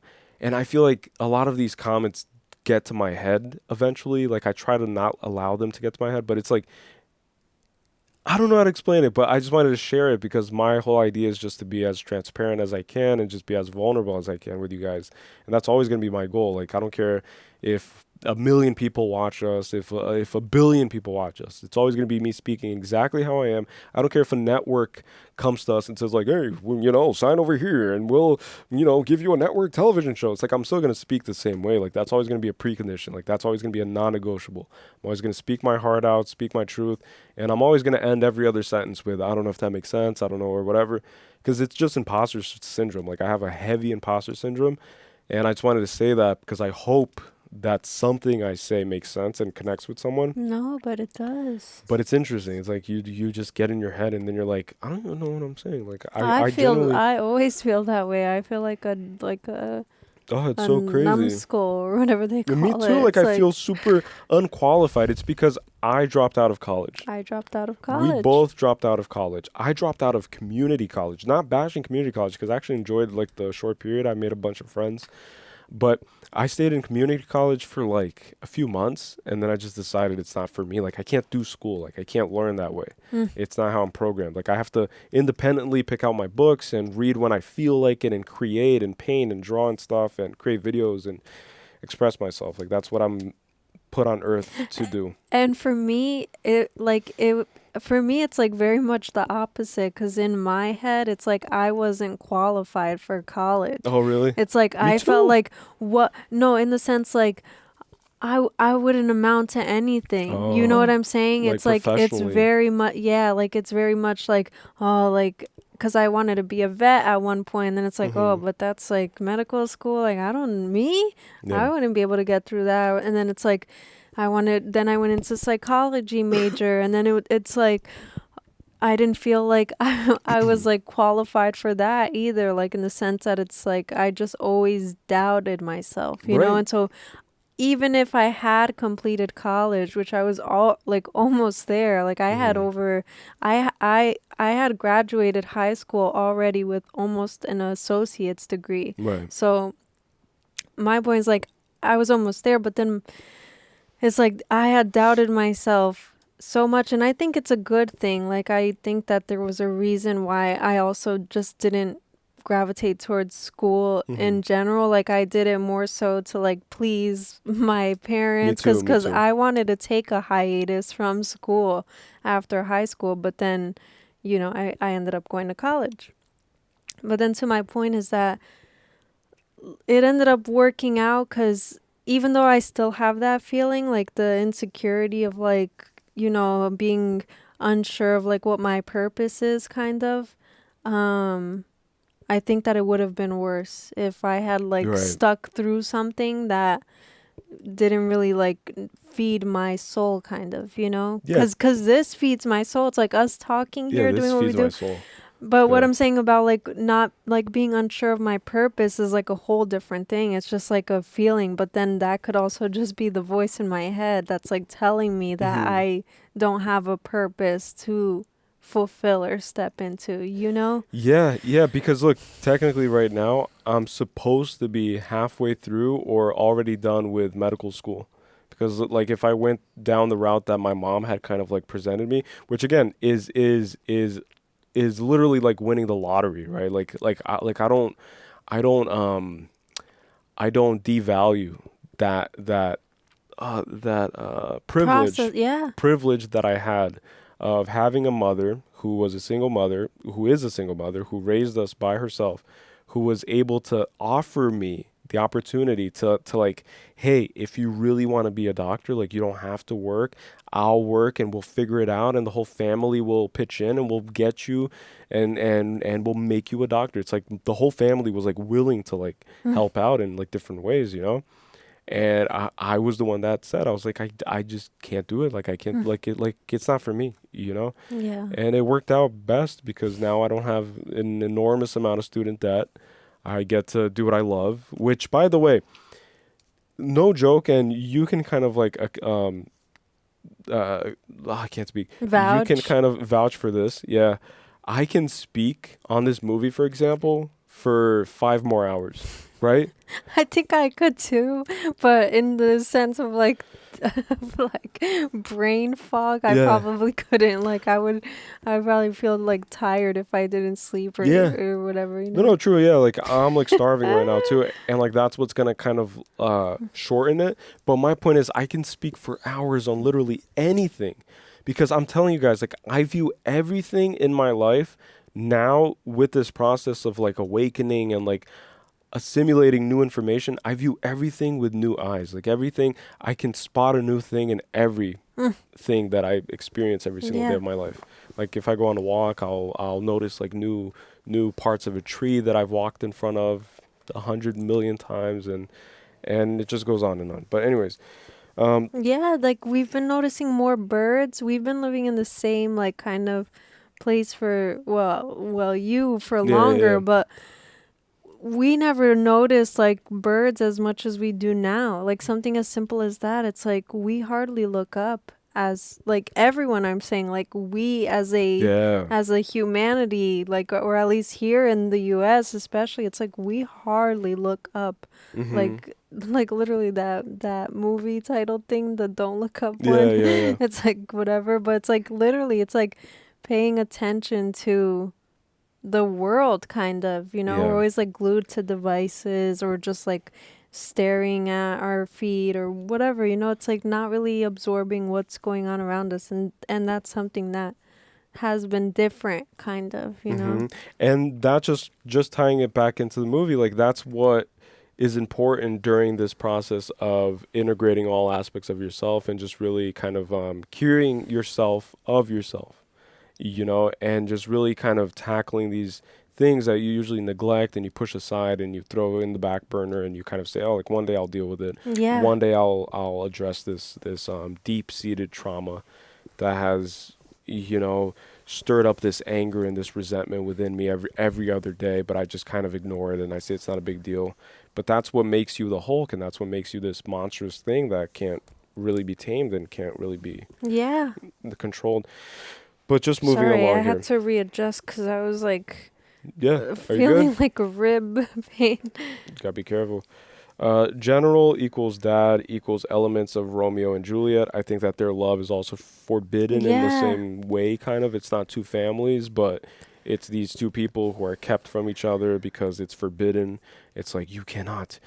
And it's kind of like the whole Beauty and the Beast thing too, right? The whole old Disney thing. Or whatever, frequency wave canon. I thought that was really cool, especially if you consider the whole idea of frequencies affecting the structure of your own DNA. I think that there are studies out there that prove this, that different frequencies, exposing yourself to different sound frequencies can really change fundamentally, biologically, things within you. Like it could change who you are, it could change how you think, it could change your mood, your emotions, everything. It alters your chemistry, which is why they say that there's certain music that will make you feel depressed or will make you feel, versus like music that'll make you feel, you know, kind of rejuvenated, you know? Yeah, just like the solfeggio frequencies. Yeah, exactly, yeah. Which is what I listen to when I sleep, and it's what I play while I meditate. So I usually opt for solfeggio frequencies, and then there's like different hertz, and then you can choose a different one that really helps with different aspects. There's like the heart chakra frequency, and then your energy centers have different frequencies as well, which is a whole different story. That oh my gosh, that's why those sounds that you have, right? Like there's certain frequencies that tap into certain like chakras or whatever, like the throat chakra, the heart chakra. Even like I've been, well, not so much like very recently, but I was like listening to the handpan guy. And you got me a handpan. Yeah. And I got Callie a handpan, and he's yet to play it as much. I'm waiting for him to become professional. I played it once, and it sounded pretty professional to me. I'm waiting for you to do it more. Yeah. But like that, for example, I feel like it emits a certain frequency that feels like so healing, you know? It's like... Yeah, and I also recently purchased a Tibetan singing bowl. So it's the one where you like tap it and then you do this and then it just changes frequencies and stuff. That one, if I play it, I'll completely kind of relax, and then I'll play that before like meditating, and it'll really like help set the mood, and it really balances all of your energy, like in your body. Yeah. Okay, back and forth between advancement and nature, right? So that's when he's fighting the military with all these advanced weaponry, and then it cuts to him in nature in the forest. He's running from the police, who are tactical agents, who are very strategic and very civilized, and then he cuts to him waking up in a forest in the middle of Guatemala, or in a cave with Betty Ross. Hulk gets angry at lightning equals him getting angry with God. That's what I wrote during that scene with the cave. Yeah. Where he gets irritated by the lightning. And I feel like there's also like a passage in the Bible somewhere, or in one of those religious texts, where it's essentially you yell up at God and you say why don't you hear me, or like why don't you. And I feel like that was a very powerful scene, because then Betty is kind of the one that reassures him. It's like, hey, like relax, like this isn't all bad, like this is just view it as a gift, essentially, she said without saying it. It's just the rain, like it's not. But it was him kind of roaring and just screaming and yelling at God or the creator or the universe or whatever you want to see it as, and it was him just complaining and just angry. Like he's angry with God because God forces him to go through this, to have this burden of being a monster. It's like all he wanted at that point was, how do I get rid of this thing? How do I just get rid of it? Because I want to have a normal life. I don't mind if I'm a pizza delivery guy, as long as I get to fall in love, as long as I get to be in love, as long as I get that privilege of like experiencing love. I actually wrote down the same thing. You wrote down the same thing? Yeah, about him yelling at God. Yeah. Really? Mm-hmm. Oh, shoot. Sorry. No, don't be sorry. Only love can conquer the beast within us. Yeah, that's the whole Betty Ross. She hands him purple pants at one point, and then he refuses it. I just thought that's funny because the crown chakra is purple. Huh. And so he was kind of like, nah, I don't want to do that. Purple's not my jam. Yeah, something takes over. Hallucination, we already talked about it. Integrate shadow self, avoiding the shadow only strengthens it. Carl Jung, I've said.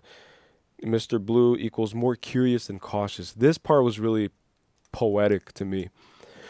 Is that Mr. Blue told the opposite Hulk guy, which I wish we knew the name of the guy.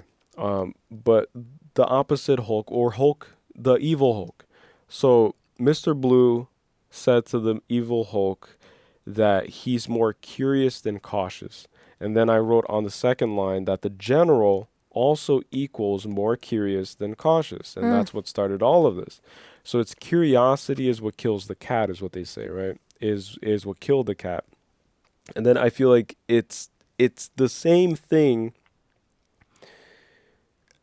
How to explain this? It's like when your curiosity is left kind of like it's unhinged curiosity. Yeah, like uncontrolled curiosity leads to innovation, but it also leads to a destructive form of innovation, you know? And it's the whole idea of like Frankenstein creating his monster. It's like that was curiosity. It's like, what would happen if I created this thing? And then that's what leads discovery. And so curiosity can lead to discovery, or it can lead to destruction. And then that's what you have with, you know, war, with the nuclear bombs and all that.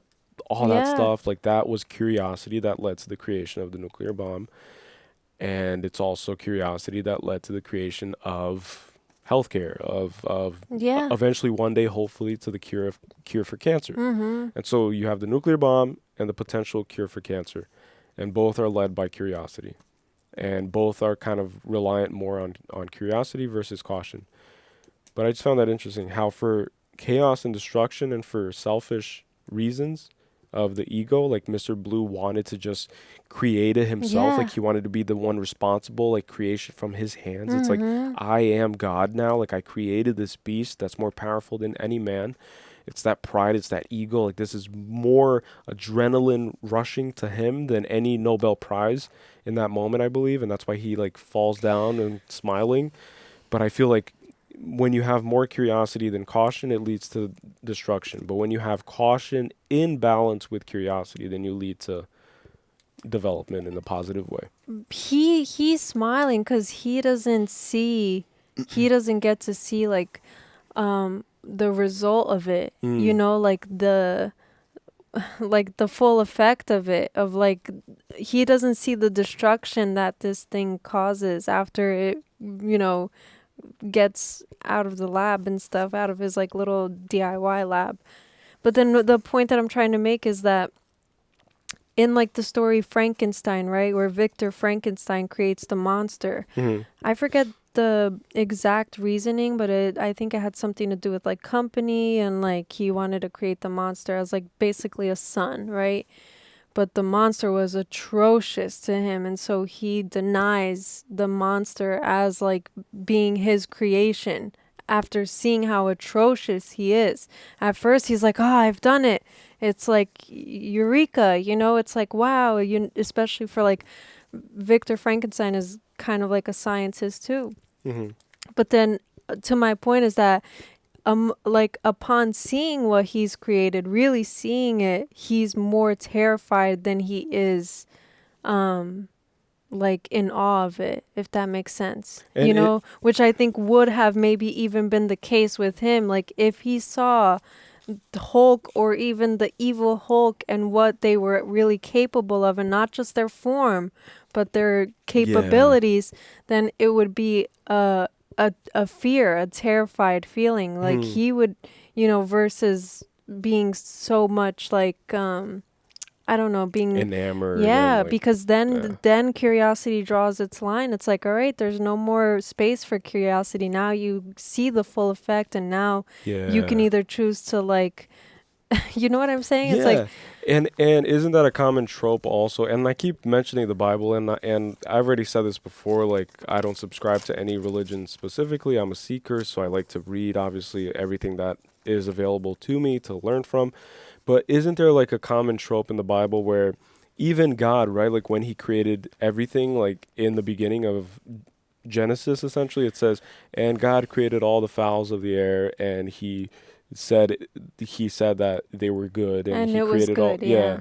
So it was a lot of like, and it was good until it wasn't good. So there's also moments where with the flood, it's like you have all of this kind of potential that is human, you have it express itself fully in reality, and then the creator itself is regretful of that creation because of the manifestation that he witnesses firsthand. So I think that there's pride that comes with creating something, just like a kid, right? Like when you're in kindergarten and you compare your creation, like your macaroni butterfly that you made with glue and macaroni in art class, you compare your butterfly made out of macaroni with your neighbor and with your classmate, and then whoever has the coolest one, the teacher usually holds up to the class and says, look at what little Billy did, guys, isn't this beautiful? Wow, everybody give Billy a clap. And I feel like there's a pride that comes with creation, with creating something, especially with creating something that has a lot of potential. But even if it's potential for malevolence, which is the case of the evil Hulk, that guy didn't see the full potential unraveling, just like you said. And so to him, all he saw was the creation of it. It's like, wow, this scrawny, kind of slimy, sleazy scientist was able to create this beauty, right? And the beauty that he would see is in that capacity, in that potential. Yeah. So much energy in that body. There's so much strength, you know? Yeah. But yeah, and then just wrapping up this part. So curious, cautious, injecting purple. Oh yeah, and then just to top it off, right? The crown chakra equates to enlightenment, right? So purple is the color of royalty, and it has been throughout history for a reason. It was also at one point one of the most rarest colors. The most rare color. That's why it's associated with royalty, right? Right. And the supposed cure that they almost achieved, I guess, with Bruce Banner was a purple serum. And then that purple serum literally was injected into his veins, which were full of green blood. And so it's that transitioning from the heart all the way up to enlightenment. And so in that moment is what they were trying to kind of inject within him, is this like balancing of all of his energy, like his integration of his shadow self and his normal self. And that's why even when he returned as Bruce, you would see the veins kind of still popping out of his head, which was a sign that it's still kind of like lingering. It's still there. But I found it really interesting how it's purple of all colors. Like you could have chosen any color to make this serum, and you chose purple. And again, if you search it up, like you'll see that the purple chakra is enlightenment, which is akin to Buddhist enlightenment, nirvana, Christ consciousness, or whatever you want to deem it as.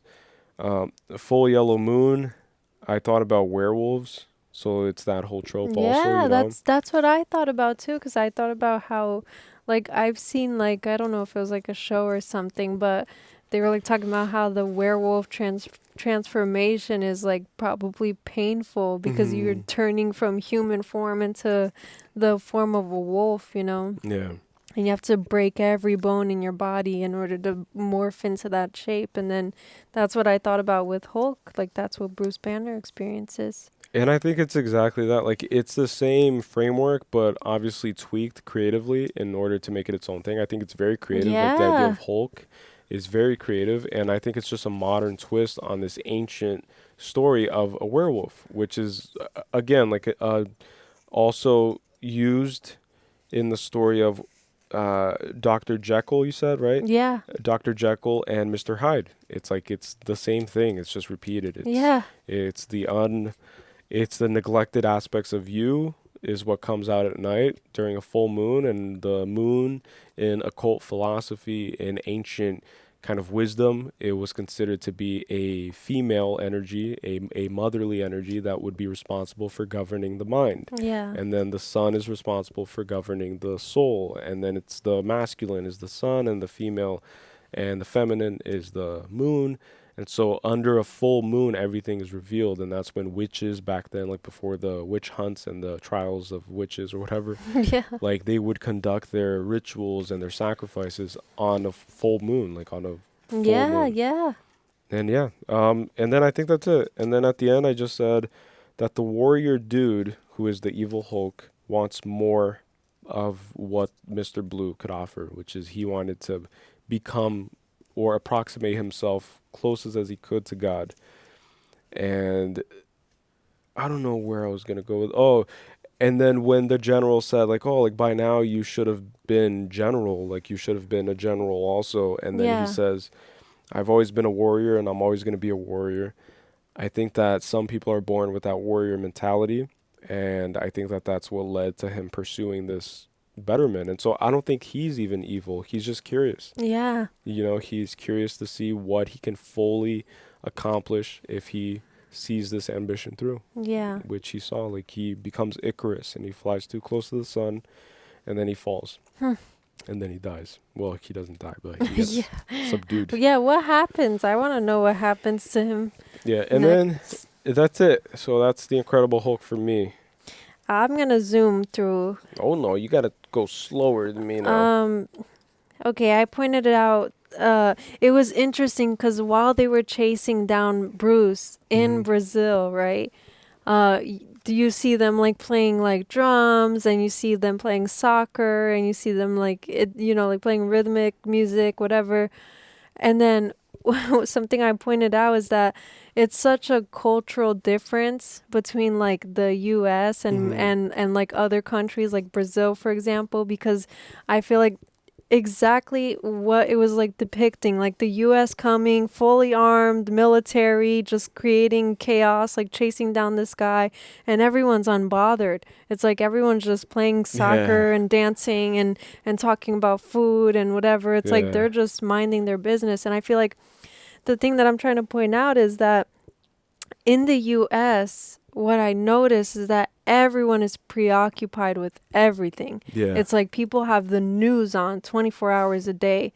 People are like, over consume everything that's going on, like good and bad, and they make it like their whole life. Like their whole life. And then if you see like other countries as an example, like maybe not all, but I'm saying like in other countries, it's more like, like, oh, don't preoccupy yourself with that. Like, live in the now, live in the present. It's like, it's not getting so engrossed yeah, exactly. in something. And then it being like the US military, right? Like chasing Bruce Banner. It's like I feel like the United States, it's very like it's gotten to a point where people are very like strong opinionated, kind of, where it's like you're either black or white, blue right? or red. Yeah, it's like it's Yeah. always like these opposing sides, and then it's like so much like separation, and then it becomes like volatile, which is why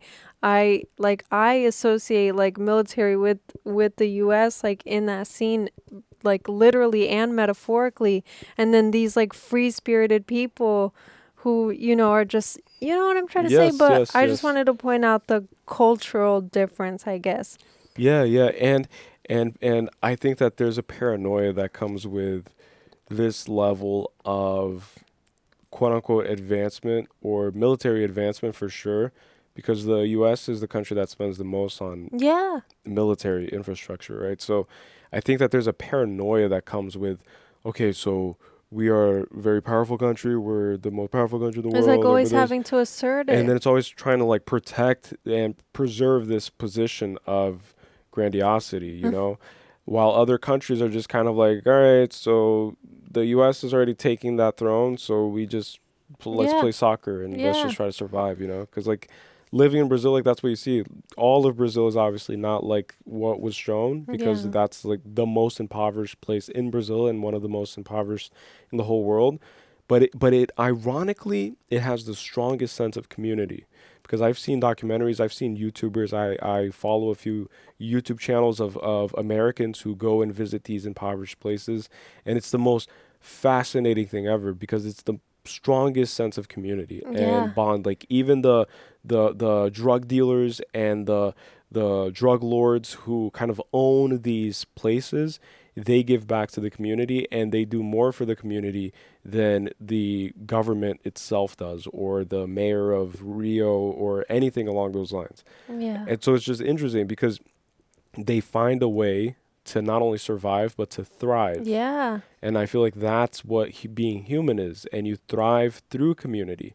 And here in the US, just like you're saying, like we thrive, quote unquote, through ideologies, and it's this polarizing ideology and this way of polarizing and dividing your population so that they can't unite themselves and ultimately question you. It's like question the big daddy governments. Like nobody questions it because everybody chooses a team. So you're either blue or red.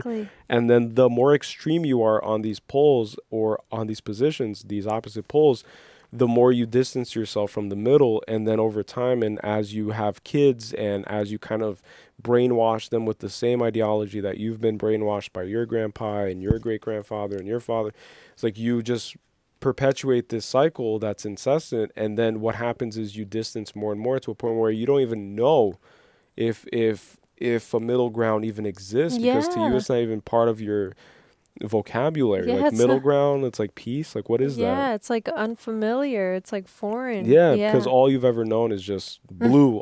It's all blue or nothing. Or rather, it's all red or nothing.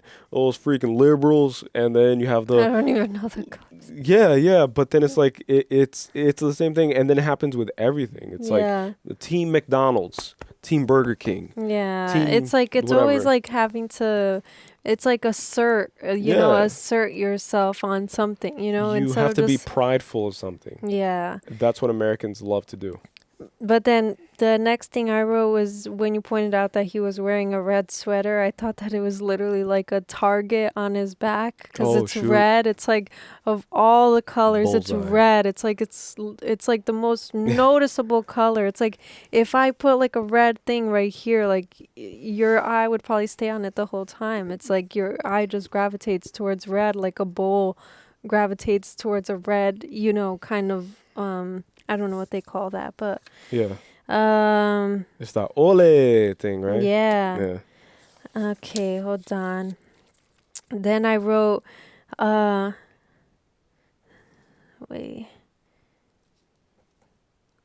Oh, I wrote about the evil Hulk. I wish we knew his name, but I wrote the same thing, that I thought the power was getting to his head because he had saw.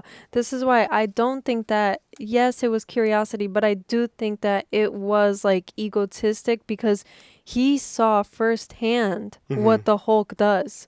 He saw what harnessing that power makes someone do, and he didn't want to believe that it was Bruce transforming into this thing, doing like, think about it, he saw like people getting killed, like his own crew, kind of, right?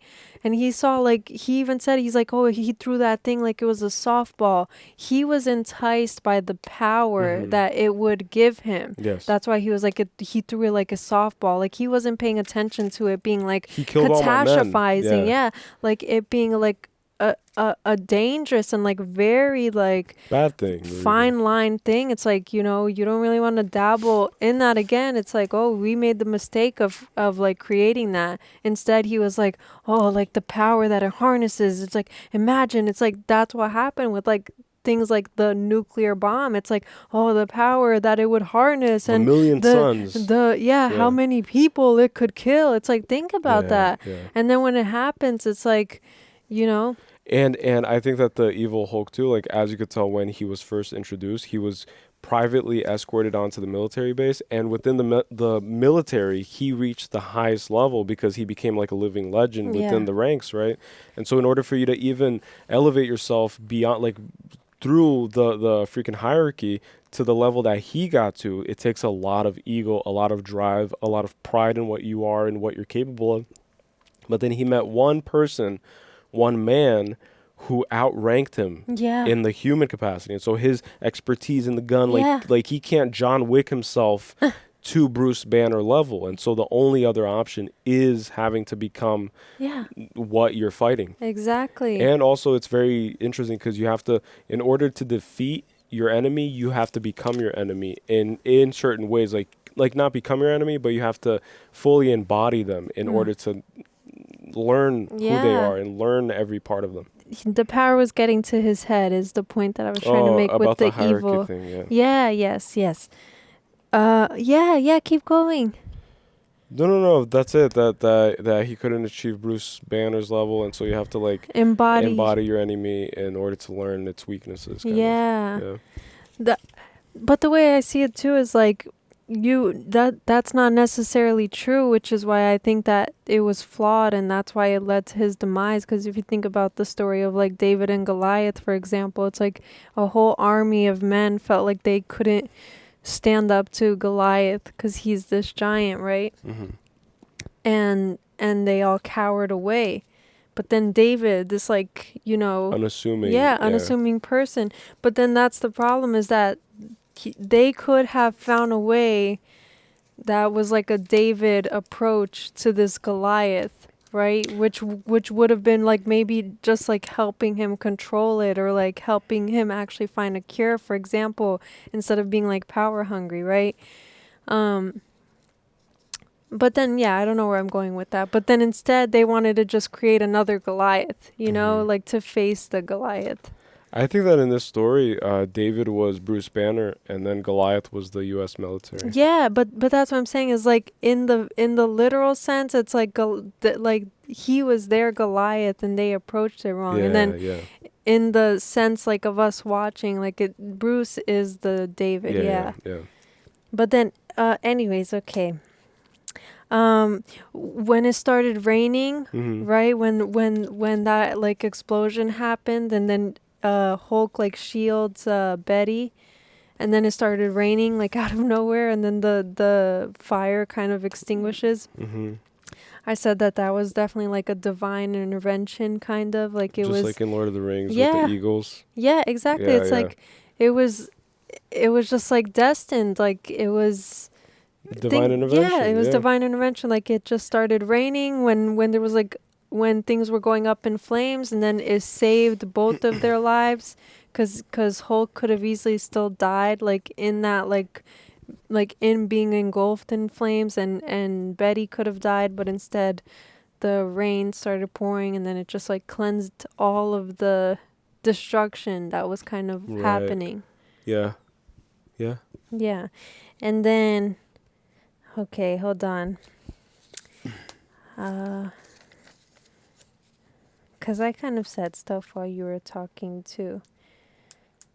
I wrote the same thing you were pointing out. Like in nature, he can resort back to his like natural human state. And I feel like that's something that we neglect a lot today, and why it feels like we've become so much more like robotic in a sense, like literally developing AI and stuff. But we're so like out of touch with nature that we've become like less human. Like if you really think about the way you operate, like if you're someone who you wake up and you immediately go on your phone and you scroll and whatever, it's like, think about how unhuman that is. Yes. It's like if you really give it thought, it's kind of like alarming, but it's like the sad truth of our reality and like what it's come to, and it starts at like such a young age too.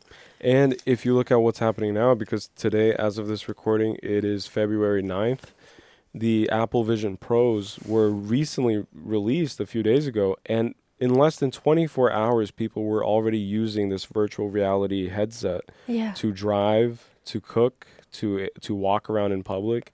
And so to your point, it's like it's removing us further and further from nature, because that's the most unnatural thing, right? Is immersing yourself constantly in this state of virtual kind of illusionary matrix. It's like just like the movie Matrix that we also covered on this channel. It's the same thing. And then the parts in New York, I feel like it was purposeful too, because they even mentioned, and they said it as a joke, it's like, yeah, me underground in a metal tube filled with the most angry people on earth is definitely a good idea. It's like, in the most developed city, quote unquote, on the planet, you have the most stressed out, frustrated, depressed people.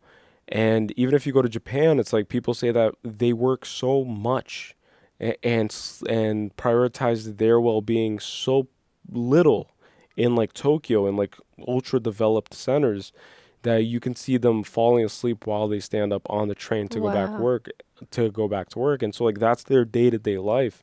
And so it's this hamster wheel that just keeps turning incessantly and never ends. Yeah. And then it removes us from nature, because nature is, just like you said, it's like meditating, it's connecting to nature. It's through nature that we connect with the divine. And if you think about it, it's like VR headsets and this like Apple Vision Pro, right? Yeah. It's like, it's literally covering your line of sight. And even if it's replacing it with like a camera that picks up 360, or I don't even know how it works, it's not your sight. It's not your vision. It's not your, anymore. it's like, it's not your eyes. Like it's being, kind of like filtered through this like thing. Like, you know what I'm saying? And it says it in the name of the product. It's Apple's Vision Pro. It's you're putting on the vision of a corporation. Like you're allowing the corporation to determine what you see from like a literal in your face level.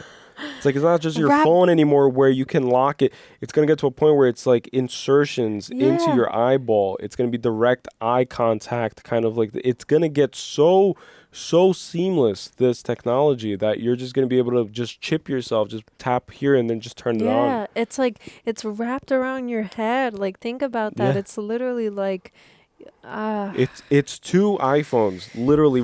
That's why it's the price of 2 iPhones. That's insane. If you bought it, to each their own. But if you bought it, you're going in the wrong direction. Yeah, I'm just gonna say it. But I feel it's my opinion. Yeah, I'm just saying, like, to each their own, because maybe it's because I don't want to be a hypocrite about being like too opinionated, but because that's what I think like the world has become. It's like everyone is so opinionated, and then we saw that video, right, of this woman saying how like funny it is that everyone has an opinion because an opinion is free. It's like an opinion is cheap. Yeah, it's free. And so everybody could just throw opinions out whenever they want because it's free to do. It's like it's, and... Yeah, making a point is expensive. Yeah. Because it takes effort. It takes just craftsmanship in order to craft an original thought. Well, there's no such thing as an original thought. I don't think. I think everything is kind of a culmination of like past thoughts. But you got what I'm saying, no, right? I do. Yeah. It's like drawing from, but still it is your own. Because you draw opinions from could be good or bad opinions. It doesn't mean Yeah. that it's a good opinion. Yeah, exactly. It's like, I think, in my opinion, you should burn your house down. Yeah. Like, okay. Exactly. That's what I mean. It's like, think about how worthless that makes opinions. Yeah. You know, so like my opinion doesn't matter to whoever spent $3,500 on Apple Vision. Like Who's watching us right now they're gonna on be Apple like, Vision. who cares? Like, Comment below like, if you can't guys are afford watching it. us right now on Apple Vision Pro. I would love to know.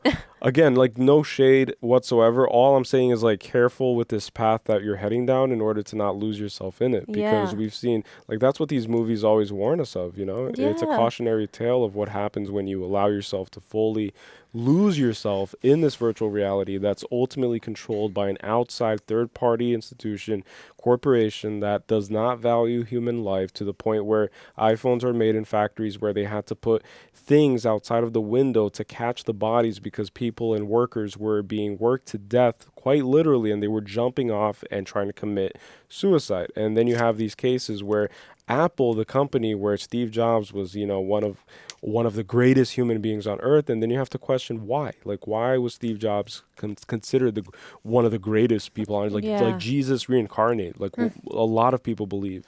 And meanwhile, he was having these wet shops and these factory workers, you know, in China and everywhere else, just working themselves to death. Yeah. And so, who are you following? Like, what are you allowing to? What do you stand for? Yeah. It's like, what are your values, really? Like, And- what do you value? Like, think about that question. Do you value that $3,500 VR whatever thing, like, more than you value, like I don't know, just human nature? One thing that I learned in this life is that if you don't stand for something, then you fall for anything. Yeah. And like that's literally what it is. So I would rather have enemies who are against my strong stances and my strong positions than have a bunch of sheeple that I'm also a part of and that I just follow blindly off of a cliff. You know, I would rather place my flag somewhere firmly and resist movement towards this dooming cliff fall or whatever than to just follow it just for the sake of not feeling uncomfortable. It's like, yeah, Apple Vision, bro. Yeah, like Apple, a flock, a sheep. bird. Yeah, a bird and a flock, or Yeah. yeah. But anyways, that stuff is heavy. Yeah, it is heavy. Something I pointed out, like about the whole storm thing and how he was angry, at the lightning, like trying to take it down by throwing stuff at it.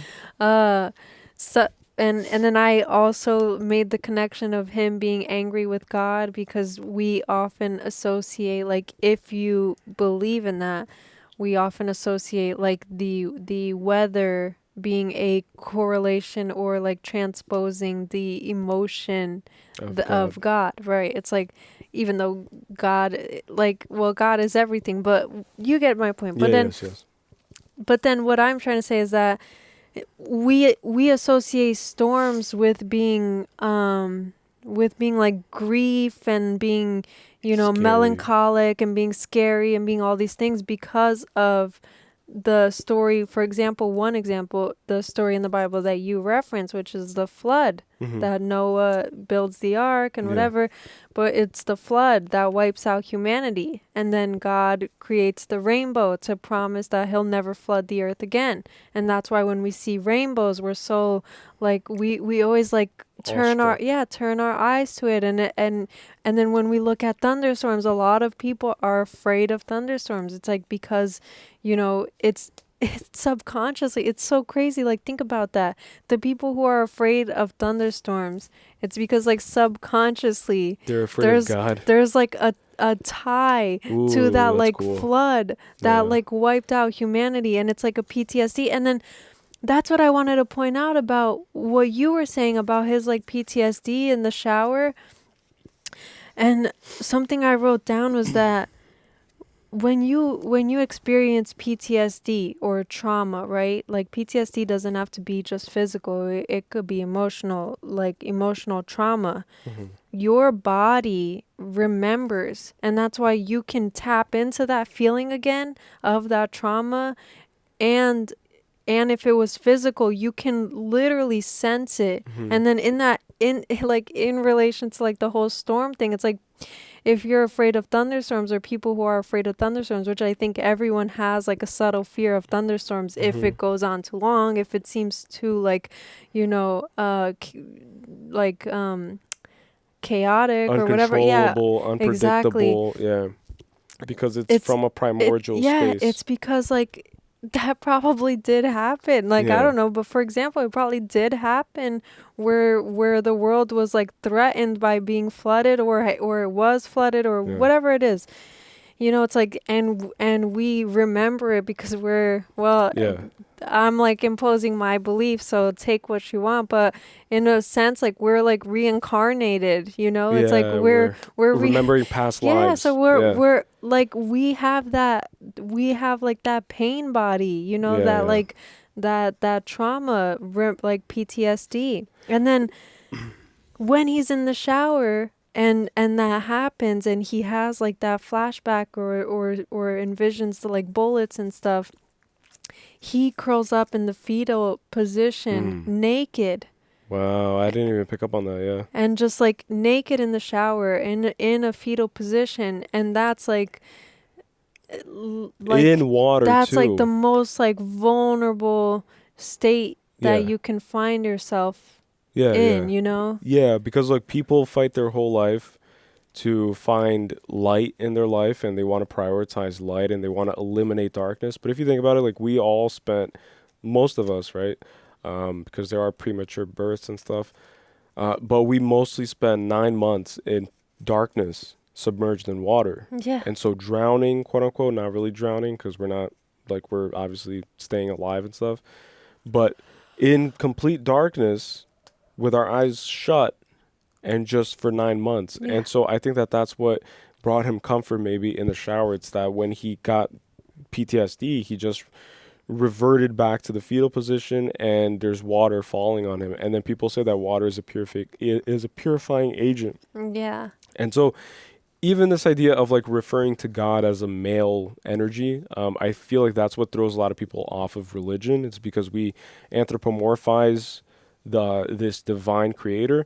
I think that if you see it more as the natural balance of the universe, as being God, I think that it becomes more palpable and more manageable to like believe in, and it becomes more, palpable, I guess. But it's because I think that even the flood, the biblical flood, and mind you, every ancient civilization has a flood within their creation story. Every single one. Like I've been studying the Orishas from Yoruba tradition, and they have a creation story that involves the flood. And so I think that the flood is just the universe kind of doing what it has to do in order to restore balance in the world. And I think that balance is always the destination in every aspect. Like everything tends towards balance.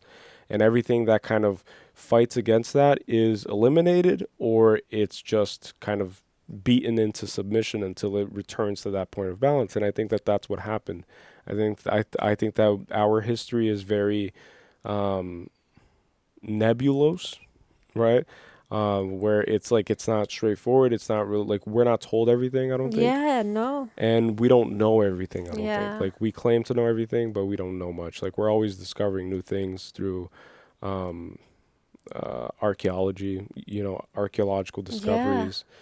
And I feel like there was a point in history a long time ago where humanity reached this point where it was just unbalanced, and then the creator had to adjust and had to correct itself, and then the universe corrected itself. And I think that history got manipulated so much that I don't think that anyone has, like, which is it's an obvious statement, but no one has like any real like answer. Yeah, you ain't got the answer, because Sway. whatever answer you have could just be from like all of these manipulated things from history, so that you came up with that made you come up with that answer, you know? That's why, just real quick, every time I read like a mean kind of like resentful comment about how we're both idiots and like you guys don't know what you're talking about, I always kind of chuckle to myself kind of because then I think to myself, oh, like you definitely know the answers to everything, right? Like you and your textbook knowledge that you've been indoctrinated and fed through this Rockefeller system of schooling, you know, that has existed since the factory days. That's in the same format, line workers to generate more line workers, and that's our school system today. Yeah. We teach kids in this really inorganic way of teaching. Like it's not organic at all. That's why kids have ADHD. That's why kids have all of these attention deficit disorders.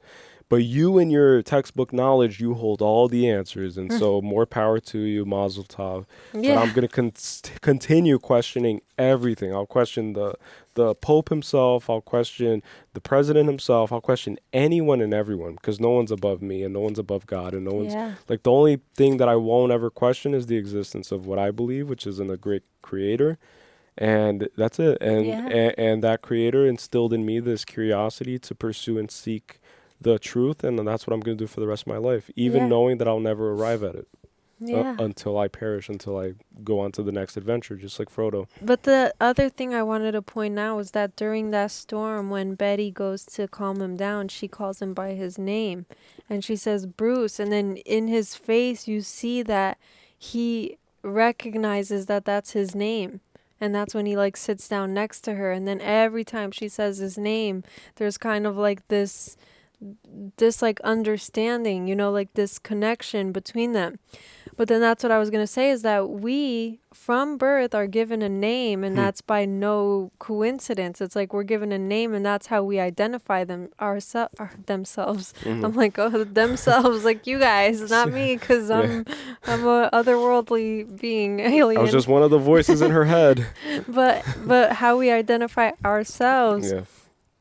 And that's why whenever someone says like, oh, like, who are you? I am Callie Lacerda. It's like, you're going to say your name. It's like, that's how you identify yourself. So then even Hulk, right, who doesn't have a name because he's this monster, does have a name because he's Bruce Banner. He's still Bruce. And so he responds to the name Bruce, you know, and that's why whenever she says his name, like, even though there's not like a full kind of like, oh yeah, like I'm Bruce, there is like that you see the awareness, like that he understands that that is his name, like he understands that she is speaking to him, you know what I'm saying? Because she's fishing out the humanity exactly within it. And it starts with our name. It's like, that's why it's the, like, for most now it's like people kind of delay the name process and stuff, but or I don't know if that's the case, but our name is given to us like right from birth, kind of, you know. Because what can be identified can be defined. Yeah. So what you don't identify, you can't define. And I feel like that even naming something, like by naming something as hot, you define it as being something that's capable of being hot, or that in the moment is hot. So it ceases to have that potential to be anything else, because you, the observer, just like in that double slit experiment, you, the observer, are kind of like manifesting and wielding into reality the fact that thing is what you label it as being. Yeah, exactly. And so even children who come from the great beyond, like, where do souls come from? Like, where do you come from before you're born, and where do you go after you die? It's like nobody knows. So both are equal to me. Like, they're both the same thing. Yeah. You come from somewhere before, and then you go somewhere after. But then I feel like you go from formless to a form, and then you're defined. And then when you go throughout society, as you progress through the ranks of the schooling system, and then you get a 9-to-5 job in a cubicle, and you get defined by your performance and by your whatever, like all of your value is external. It's by what car you have. It's by what your salary is. It's by how big your thing is. It's like all of these measurements are external and are just used to kind of define you as something. Yeah. But that something isn't who you are, because only you, ironically, only you Yeah. can decide or discover who you are. And it only happens by stripping apart all of these layers that are all just bullshit. Excuse Yeah. my French, but it's all just BS that has been kind of forced upon you. Yeah, to identify yourself with, identifying To yourself with limit those you things. Yeah. to something that's manageable Yeah. and controllable. That's true. So That you're just a consumer, you're just a doctor. material, yeah, You're it's like just this or you're just that. And that's it. that's pretty crazy. And that's why when people ask me who I am now, I'm just going to respond, I don't know yet. Yeah. I don't know yet. I'm still figuring it out. Yeah. There's like a thing, I don't know if it's Tao, but they say something like I am something. I don't know the phrase, but I'll like if I think of it. Something I wanted to point out too is that Betty relaxes him in this state of him being Hulk, right? And I saw that as like in the metaphorical sense, like when you you can do it for yourself, but if you have somebody who sees you even in your monstrous state, it's like even in your most like diabolical, like worst possible form of yourself or version of yourself, and having someone see you still, it's like you are not that, because that doesn't define the entirety of you, which is what she sees in Hulk. Like she knows that this doesn't or that she sees in Bruce. It's like this Hulk thing doesn't define the entirety of Bruce, and she's able to see Bruce when he's in the form of Hulk. You know, it's like being able to see. She never stops truly seeing see him. somebody, right? Like in any like version of themselves that they are, like even if it's a monstrosity, you know. Yeah. But that's something I pointed out. All right, I'm almost done.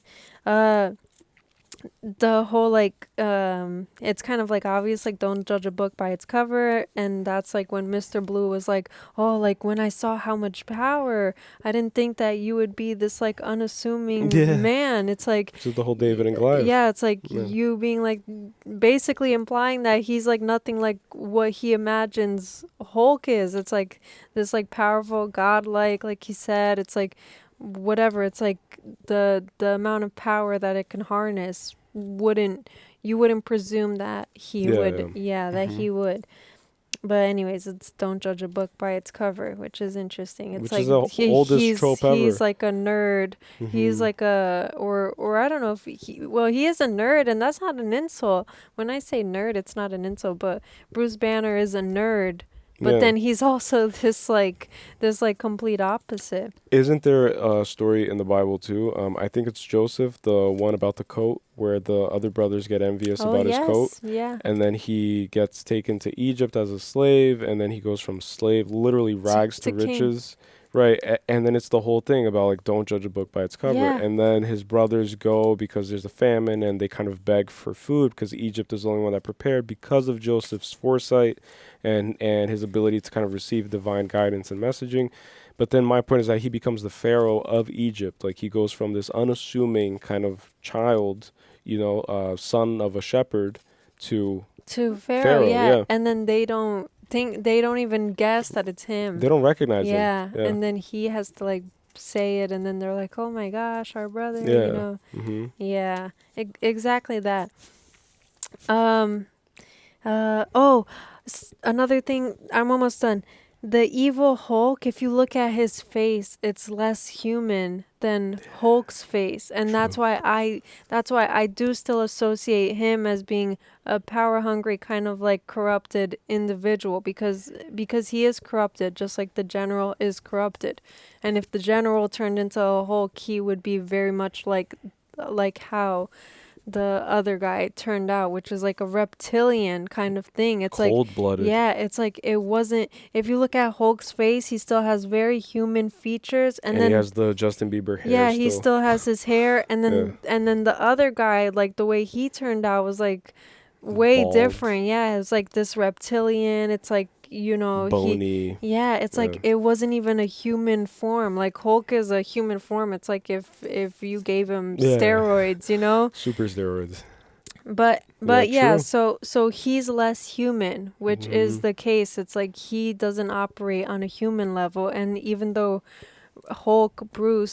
Bruce's Hulk causes like all of this destruction, he operates on a human level as Bruce. Like he is very much like humble. He's very much, you know. Yeah. That's a great observation.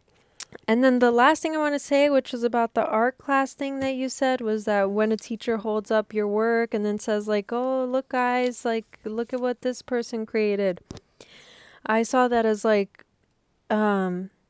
whenever we see things like this in movies or even in real life, right, where they're cloning animals and they do like all these kinds of things, right, or they're creating AI or whatever, everyone is trying to play God because imagine that there's an art class and there's a teacher and that they're holding up this artwork and that artwork is God's creation, right? It's like God is for me, but I'm saying God could be whatever it is for you. It's like don't great like creator. Exactly. Don't it's apply like titles it's like to it. I'm just like speaking from my perspective, and that's all it is. I'm not saying that is which is all you could do. Yeah, it's like but to my point is like it's like if they were holding up God's creation, it's like this is God's creation. It's like holding it up as an example, kind of. It's like, so look, guys, like if you do it like this, see, this is how it's done. It's like, and no one can recreate it. It's like no one's gonna be able to recreate that artwork. It's like it's completely individual, but everybody tries to. It's like that's what we see with cloning, with AI, with like things like this, where with like creating weapons. It's like everyone is trying to play God, but they can't. It's like that's why for the most part it always backfires in some way, some like to some extent it always does. Like even if it works and it's a success, it's like there's so many failures. The difference is that God's creation was perfect. It was good like from the get. It's like he didn't retouch it kind of thing, you know. It's like when it comes to like people playing God and like making these creations or whatever it is, it's like it's always imperfect. It's always like failures. First they fail. It's like animals that they're trying to clone. Oh, how many had to die to finally get one clone? Or like all of these AI things, like how many fails had to happen before they finally got this like robot to move its fate, you know? It's like all these different things. And can I just jump in and add one last thing? Yeah. Is that I find it interesting how Bruce grows resentful of the creator, right? Let's just call it the creator of the universe. He starts screaming at the thunder, and he gets a rock and he tries to throw it and tries to hit the creator, and just angry, just like, why did you do this? But then in the beginning of the movie, we see that it's from his own willful choice, right? Like he willingly chose to undergo that treatment, and he even volunteered himself. And so a lot of life is that we kind of get to our bottom of the barrel moments, and we usually kind of find someone aside or outside of ourselves to blame. And I feel like when we reach these levels of enlightenment, it's literally taking accountability for every aspect of your shadow self. And so even these poor decisions, you have to integrate it into your understanding of who you are, or at least who you were and who you were capable of being. And so in that moment, you become the most complete version of yourself by not resenting anyone or anything, but by accepting yourself, accepting your flawed version of yourself that made this mistake. But then also there's another layer to it, is that the creator gives the hardest battles to its strongest warriors. Yeah.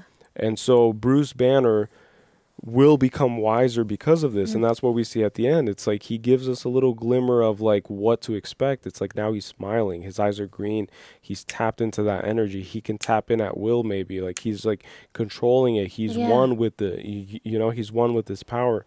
And so he's become stronger, wiser because of this opportunity that was granted to him, that he initially interpreted as an obstacle, as a nuisance, you As know? a curse. As a curse, yeah. It's a blessing in disguise. Yeah. It's like whatever is going to happen for him Yeah. now, like with the newfound like kind of understanding completely and ability to control or whatever it is, whatever is in store for him now is going to be Because of this. yeah, it's going to be because of this, but then it's going to be so much greater than whatever curse he felt like it was. Yes. You know, it's like Yeah. it's going to be so rewarding. Mhm. And so it's like it's it's literally literally that, like a blessing in disguise. It's like I think so. unsuspecting. It's like you think that this worst thing that happened to you Yeah. is like Is the worst thing that happened yeah, to is you. the worst thing that happened to you, but you know, But it just makes you stronger. And then it goes back to the old cliche saying, like, what doesn't kill you makes you yeah, stronger. exactly. And then that's literally it. Exactly. Yeah. That's it for me, but I So really that's it? yeah, I really liked this movie though. I thought it was really great. enjoyed it.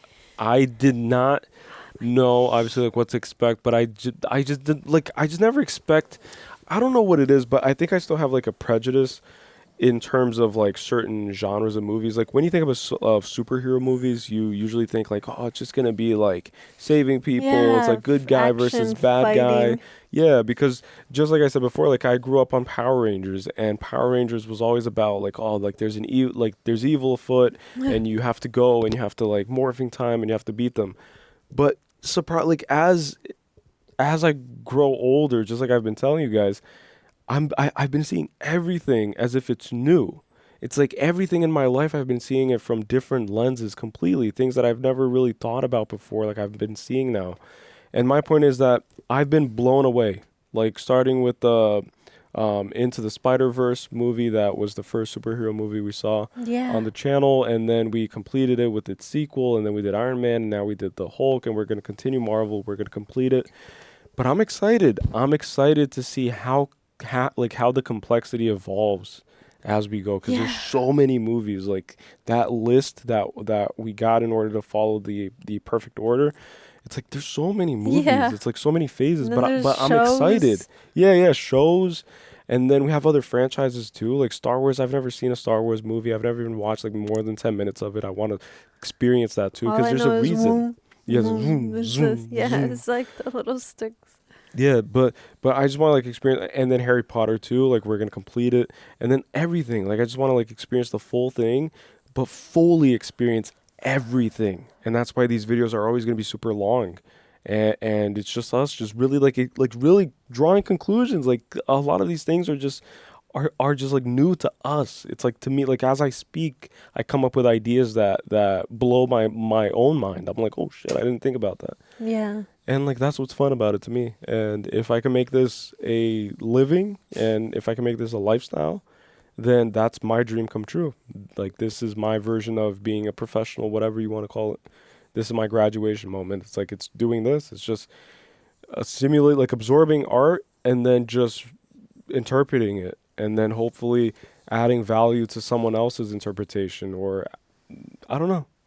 Yeah. You know? Yeah, and that's not to be taken lightly either, because there's like so much that goes into like sitting down Yeah. and like talking, It's a big not responsibility. like, yeah, it's not like it's not like, I don't know. If it were me like 5 or 7 years ago, I wouldn't be able to I do wouldn't have the balls to do whatever this. whatever we do. Because I would be so in my head about getting things wrong, and saying something wrong, and kind of like disrespecting art forms and other people. Because like, for example, like we completed the Lord of the Rings, right? Which was the biggest thing, I think, that like biggest undertaking. Like it was very, very like nerve-wracking for me to like sit down every time, because then I'm like, oh, like I'm excited, like 80% of me is excited, but 20% of me is scared shitless of like saying something that disrespects the whole thing. But then Because it's literally it's like, a, it's a huge deal. responsibility. It's like, that's the whole thing. But then hopefully, like with that big responsibility is what defines something as worth doing, Yeah. like that's what's worth undertaking. So I like challenges, And so I want to do together like all of Marvel. I want to do all of Harry Potter, all of Star Wars, get these big franchises and just really try to just see what it's all about. Yeah. And just like interpret it for ourselves and our own opinions. And yeah, that's it. Yeah. Yeah. And the clock's almost running All out. right, let's go. Let's go. So, and we have to eat something. So, Yeah, we do at 12:30 a.m. with that being said, guys, again, I don't know if anything I said made sense. If it did, let me know down below. Like, comment below, like, what idea best resonated with you. And also comment below deep end, to let us know that you stuck around until the very deep end of the episode of the video. Because I would be very interested to find out like how many people actually stick around to the very end. Because I bet that a lot of people just watch the reaction and then they're like, oh, these freaking idiots are going to talk all. But yeah, just let us know. And special thank you to everybody, especially those who have commented saying that we helped them get through their work shift. We try to read all the comments. And to you specifically, who I know who you are, but I forgot your name, your name or tag. Special thank you. And if you're listening to us right now during your work shift, we will rush to get another episode out soon. And we're proud of you. Yeah, and we're proud of you, and we're very thankful, grateful for you. And yeah, thank you so much. And with that being said, don't forget that it's never wrong to be mentally gone. Peace to the world. And don't forget to like and subscribe and share this with your friends and do all that YouTube stuff. You guys know what to do. Bye. Peace to the world.